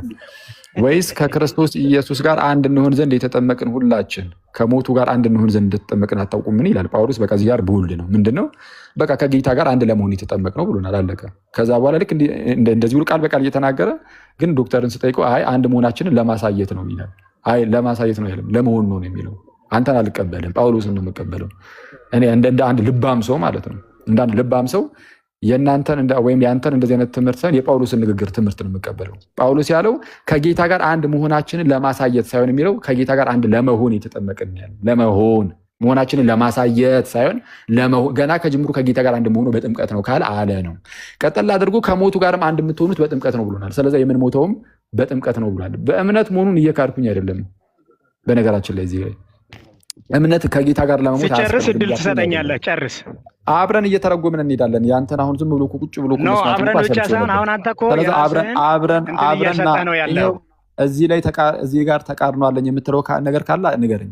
እስካሁን የተናገርኩት ላይ ተቃርኖ ጨርስና ስትቆም ባኪንግ ፎርዝ ነው የምናደርገው። ቁጭ ብዬ ስብከት አልሰማም ከይቅርታ ጋር። እሺ ተቃውሞ አለኝ።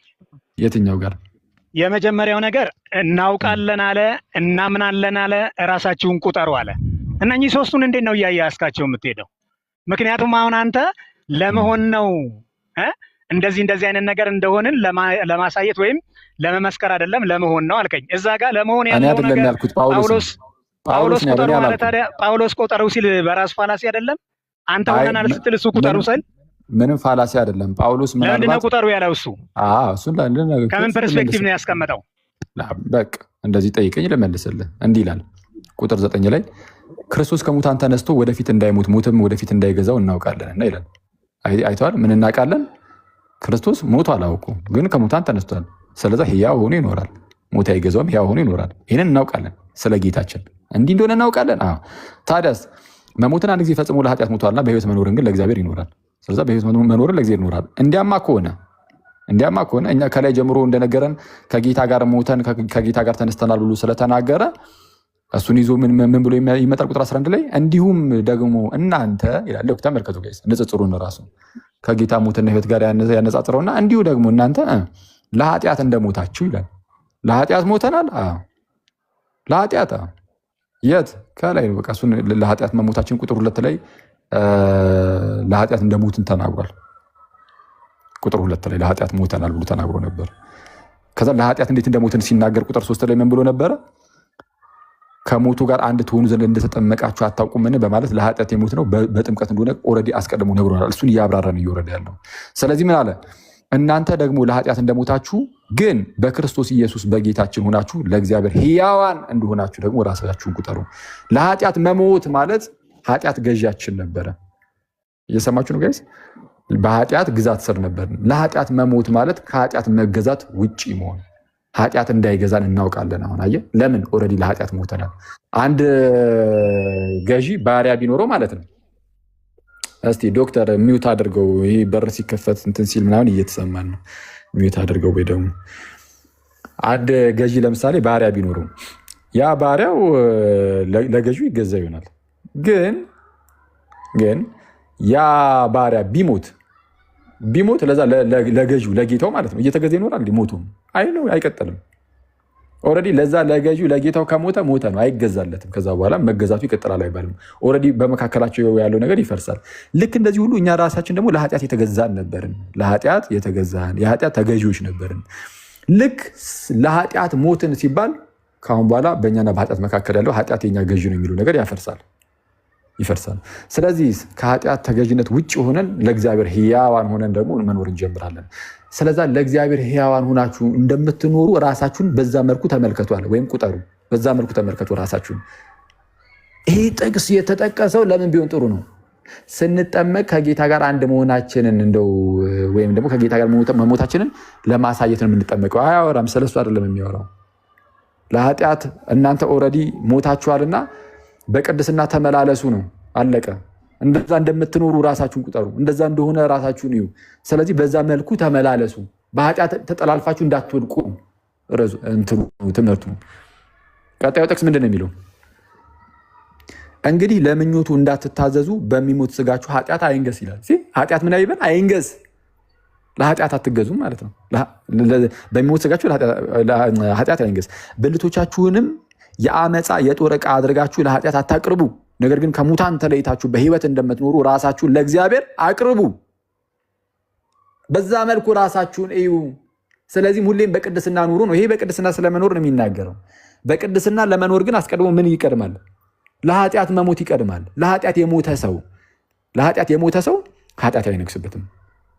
አስቀድሞ ምን ይቀድማል? ለኃጢአት መሞት። በምን? በጥምቀት። ከዛ በኋላ ስትነሳለህ፣ ሕያው ትሆናለህ በዛ በጥምቀት ውስጥ። ከዛ በኋላ ደግሞ በቅድስና ትመላለሳለህ። እንደዛ ሆናችሁ ቁጠሩ። አሁን እናንተ እኮ ኦልሬዲ ተጠምቃችኋል። የተጠመቃችሁ ደግሞ ከጌታ ጋር አንዱ ናችኋል፣ ከሞቱ ጋር አንዱ ናችኋል። እስቲ ኧረ ዶክተርና ጥሩልን፣ ዶክተርን ጥሩልን። እንዲህ እኔ ዶክተር አይወጣላችሁ ተብሎ ተረግሟል። እንዲህ ኧረ አስቸጋሪ ነው በእናትህ። ኃጢአት አይገዛችሁም እና እኮ ነው የሚለው ቁጥር 14 ላይ ከጸጋ በታች እንጂ ከሕግ በታች አይደላችሁም ብሎ ነው የሚጨርሱ። ይህንን ዋናውን ሀሳቡን ከላይ ያለውን። ስለዛ ከክርስቶስ ኢየሱስ ጋር አንድ ትሆኑ ዘንድ ወይም አንድ እንሆን ዘንድ የተጠመቅን እያለ ጳውሎስ ያው የተጠመቅነው ከጌታ ጋር አንድ ለመሆን ነው ሲል ጳውሎስ፣ ሌላ ፕሮቴስታንት ደግሞ ይመጣና አይ ለመሆን ሳይሆን መሆናችንን ለማሳየት ነው ይላል። አሁን ቅድም ምን አለ ወንድማችን ዶክተሩ? አሁን አንተ እንዳልከው ከሆነ አለኝ ከጌታ ጋር አንድ የምንሆንበት ነው። ግን እኔ እንዳልኩት አይደለም፣ ጳውሎስ ነው ያልኩት። አንድ እንሆን ዘንድ ነው የሚለው። መሆናችንን እናሳይ ዘንድ የሚለው ፕሮቴስታንት ነው። ከፕሮቴስታንትም ያው ሁሉም ላይሆን ይችላል እንጂ ጳውሎስ ያለው እንሆን ዘንድ። ከዛ ላይ አክቲቭ መጣና ሁለት አማራጮችን አየ። አንደኛው ጳውሎስ እዚህ ጋር ከጌታ ጋር አንድ እንሆን ዘንድ የተጠመቀን ይላል። በጎን ደግሞ የፕሮቴስታንቶችን አየ አክሊል ሲመጣ ምን የሚለውን ከጌታ ጋር አንድ መሆናችንን እናሳይ ዘንድ የሚላለን። አንደኛው ጥምቀት በቃ ከጌታ ጋር አንድ መሆንበት ነው የሚል ነው።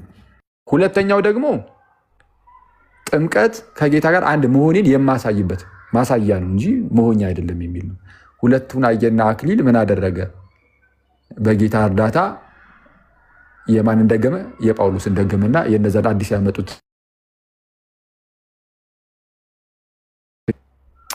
ሶሪ። ስለዚህ አክሊል ምን አደረገ? በጌታ እርዳታ እንዳልኳችሁ የጳውሎስን ደገሙ። ምን ብሎ? አይ ጥምቀት ከጌታ ጋር አንድ የምንሆንበት ነው። አንድ እንሆን ዘንድ ነው የተጠመቅነው አለ። የአዲስ የመጣውን የፕሮቴስታንቶቹን ግን አይ እሱ ተውት፣ የእናንተ የሰው ሰራሽ የሰው ትምህርት። ምርኮኛውን አስገቡት እስኪ፣ ምርኮኛ የሚለውን አካውንት። እሺ በደስታ ሳበው አስገባው። ፕሮቴስታንት ከሆነ በተለይ ግን ቀላል አይደለም። አሁን ኮመንት ላይ እንደመጻፍ ወጥቶ መጽሐፍ ቅዱስ ገልጦ መነጋገር አሮን ቲንክ ያን ያህል በዛ ደረጃ የሚቀል አይመስለኝም። ኮሜንት ላይ ማንም ልውረድ ወይስ ልጠይቃኪ? እዚሁ ላይ ነው ጋዲ። አይ በቃ ቅድም ያልኩ ነው። ቆይ አንዴ እነዚህ አሁን የተነሱ ርዕሶች ላይ እንትን በልና የቀደሙን እዛው በውስጥ ነው እናንተ እንጨርሳለን። እሺ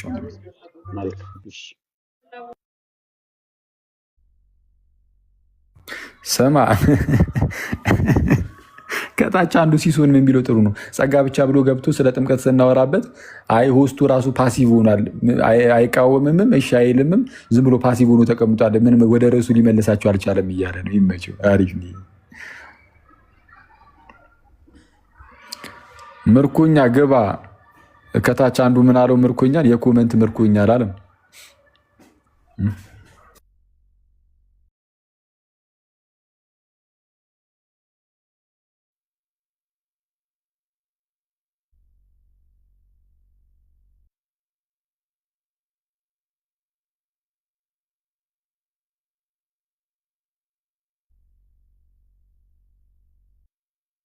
ያላችሁ ሰዎች ጸጥታ ነገሰ። ምን ነው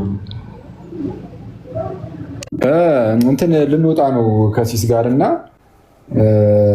አንድ ቦታ እንሄዳለን ምናምን። ሰው መጣ፣ ሌላ ሰው ደግሞ ታች ምናምን። እስከዛ ግን አሁን እስቲ እስካሁን አልወጣችሁም? አይ ለምን በእናትህ የት ቤት ና በቃ እሺ። ምናምን አበዛ አኬ ምናምን አበዛ ተሙዚ ይላል። እንዴት ነሽ? ጠፍተሻል አንቺ አባቢ። እንዴት ናችሁ? ደህና ነህ? እንዴት ነህ? እግዚአብሔር ይመስገን ሁሉ ሰላም አለን። እግዚአብሔር ይመስገን። እንዴት ነህ? ሁሉ ደህና ወይ? ዮባ አንዳንዴ ፕሮፋይል እየቀየርን እንጂ ወደ ጎን ማየት በዛ እኮ። አንገት እንዳያምህ። እኔ ክርስቲያን ነኝ። አንገት እንዳያምህ። አይ እኔ ክርስቲያን ነኝ። በነጠላ ነው የሚያምርብኝ። የሚቀይሩት አይደሉም ነው። ኧረ አንገትን እንዳይቀጭ ትልቅ እያደረግን ጨዋታ አታምጣብኛል። ኧረ አምጪው ጨዋታውን። እኔ ክርስቲያን ነኝ። ነጠላ ነው የሚያምርብኝ። ምን ነው? አይ ምንም። ጸጋ ብቻ እንዴት ሆነች ሲሱዬ? ጸጋውን ተውና በእምነት ብቻ በሚለው እንወያይ። አኬ እያወራ ነው። አኬ እኮ እኔማ በጸጋ ብቻ በእኔ እኮ ኦልሬዲ የኔ እንዳይሰማ ብዬ የሚቀንሹ ነበር። እሺ ዮባ እምነት ብቻ በሚለው እንወያይ። እኔ እናንተ የቀረች እርሾ አለች እንዴ ፓፓ? ላለቅልቃት ነው። ምንድን ነው? ምን ፈልገህ ነው? እምነት ብቻ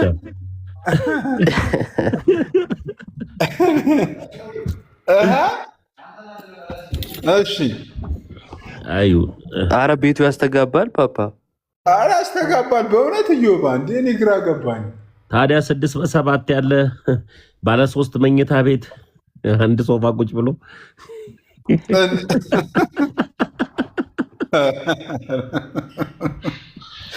ራክ እየደብነው ተሙ እየደብነው እንዴ! ባለ 3 መኝታ ቤት አንድ ሶፋ ብቻዋን። ተሙ እየደብነው።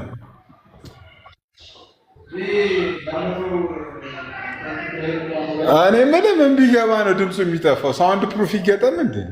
አረ ምን ቢገባ ትላለህ እንዴ? እቃ ቢገባ እሱን በውስጥ እናወራለን። ምን ቢገባ እንደሚጠፋ ምንም አላልኩም እኮ ሲስ ደግሞ ከሄዳለ እንዴ? እኛ እኮ ምን ቢገባ እኮ እንዴ ብለን ነው። ምንም ሳልል የምትረዳኝ ነገር አለ ሲስ እኮ። ታዲያ እንዴ ከዚህ በላይ ቃሌ ከዚህ በላይማ ምን ይግባ? ሌላ ይቀራል እንዴ? አዎ እንደዛ ነው። ከባድ ነገር እኮ ነው።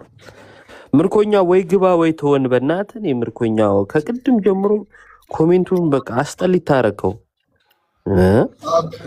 ወይ እስቲ ግባ እንዴ ምርኮኛው ግባ። እንደ ጀግና ልክ አይደለም ይላል፣ እንዲህ አይደለም ይላል።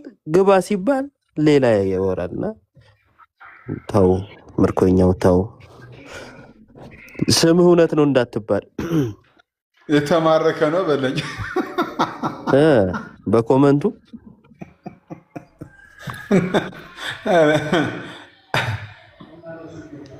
አይ ጸጋ ብቻ ነው ሰሞኑን የዚህ ቤት ቶፒክ። እንደ አጋጣሚ እንግዲህ ከዶክተሩ ጋር ወዴት እንደሄዱ አላወኩም። ጸጋ ብቻ በሚለው መለያየታቸው ቹልል ነበር። ለካ አያካትትም።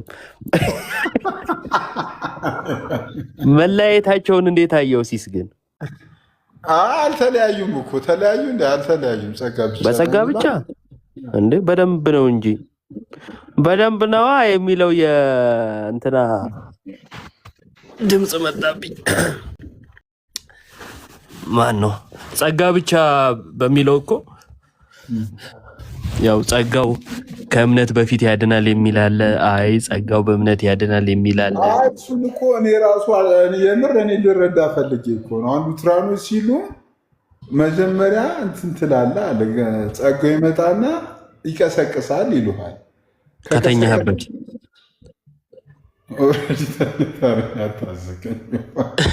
አንተ ደግሞ አርፍደህ ነው የምትነሳው። እሺ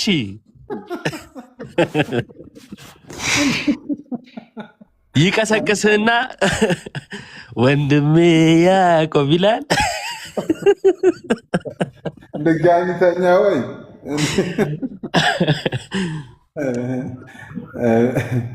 እሺ ከዛ ሲሶ አረ ይቅርብኝ፣ እኔ ይቅርብ በእኔ ያምረው። አረ ሂድበት። አረ መምህራኖች ብናገሩ አማንሻሉ ፎቶውን ቢሳቅል ነው ምን ይመጣል?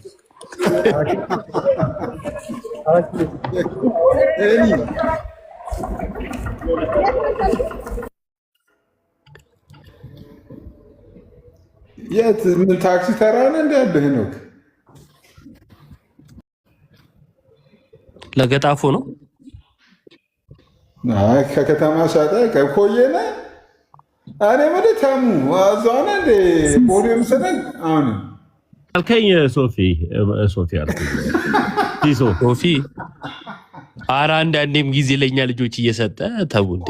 ለእኛም ጊዜ ስጠን። ኧረ በጌታ 1 ሚሊዮን ጊዜ እየተደዋወል ነበር። ምን አልከኝ ሲሶ? እዛው ነው ወይስ ፖዲየምስ ነው ወይ አልኩህ እኮ። አዋታ እኔ ደሃ ሰፈር አይመቸኝ።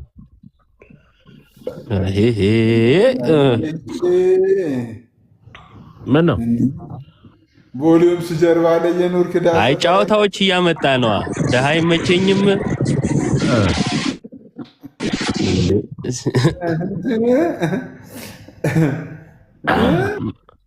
ምን ነው እኛም እግዚአብሔር ይመስገን እናት ቤተክርስቲያናችን ይጠብቅልን፣ ደህና ነን። ኢዮብ እግዚአብሔርን አወርዳለሁ፣ እግዚአብሔርን አወርዳለሁ።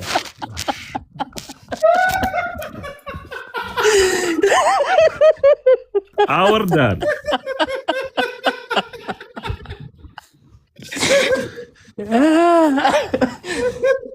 እኔ ራሱ እኮ የሚገርመኝ አውርቼ ራሴ ምዝናን ነው። እሺ አንተ ጸጋ ብቻ አታርፈም።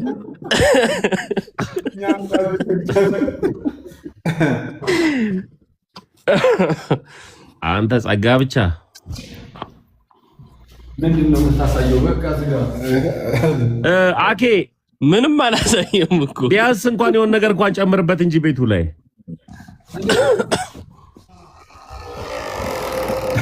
እዮባ እኮ እንትና ተሙን የተናገረ አመቱን ሙሉ ያስቃል። አንተ ቢያንስ በአመት 6 ቤት ትቀይራለህ። አኪ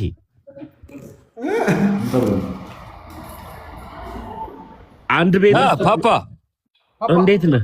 እንዴት ነህ? አኪ ሁሉ ሰላም? ቤት በጣም ስሜቱ እንዴት ነው ግን? ቁልፍ እያሽከረከሩ ሲወጣ ያለው ስሜቱ እንዴት ነው? የምኑ ስሜት?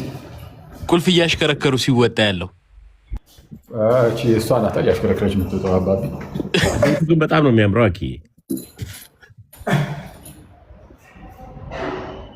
አኪ ደረጃው ሲያሳይ ጃኬት ለበስ ዝናብ እየጣለ ነው እንዴ?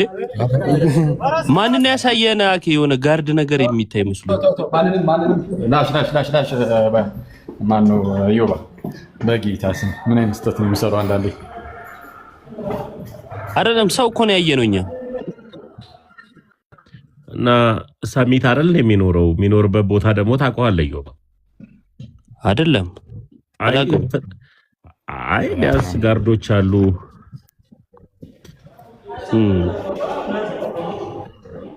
እና እንገናኛቱ በነገራችን ላይ እዛ ጋር ነው ሻይ ቡና ብለው አኪ የቱ ጋር?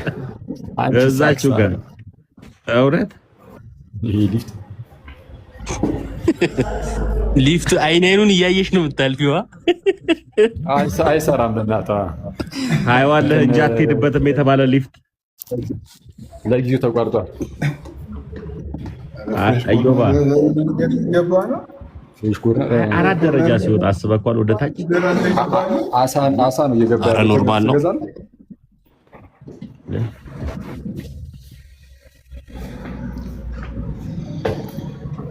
ተሙ ወየኔ አባት ይሄ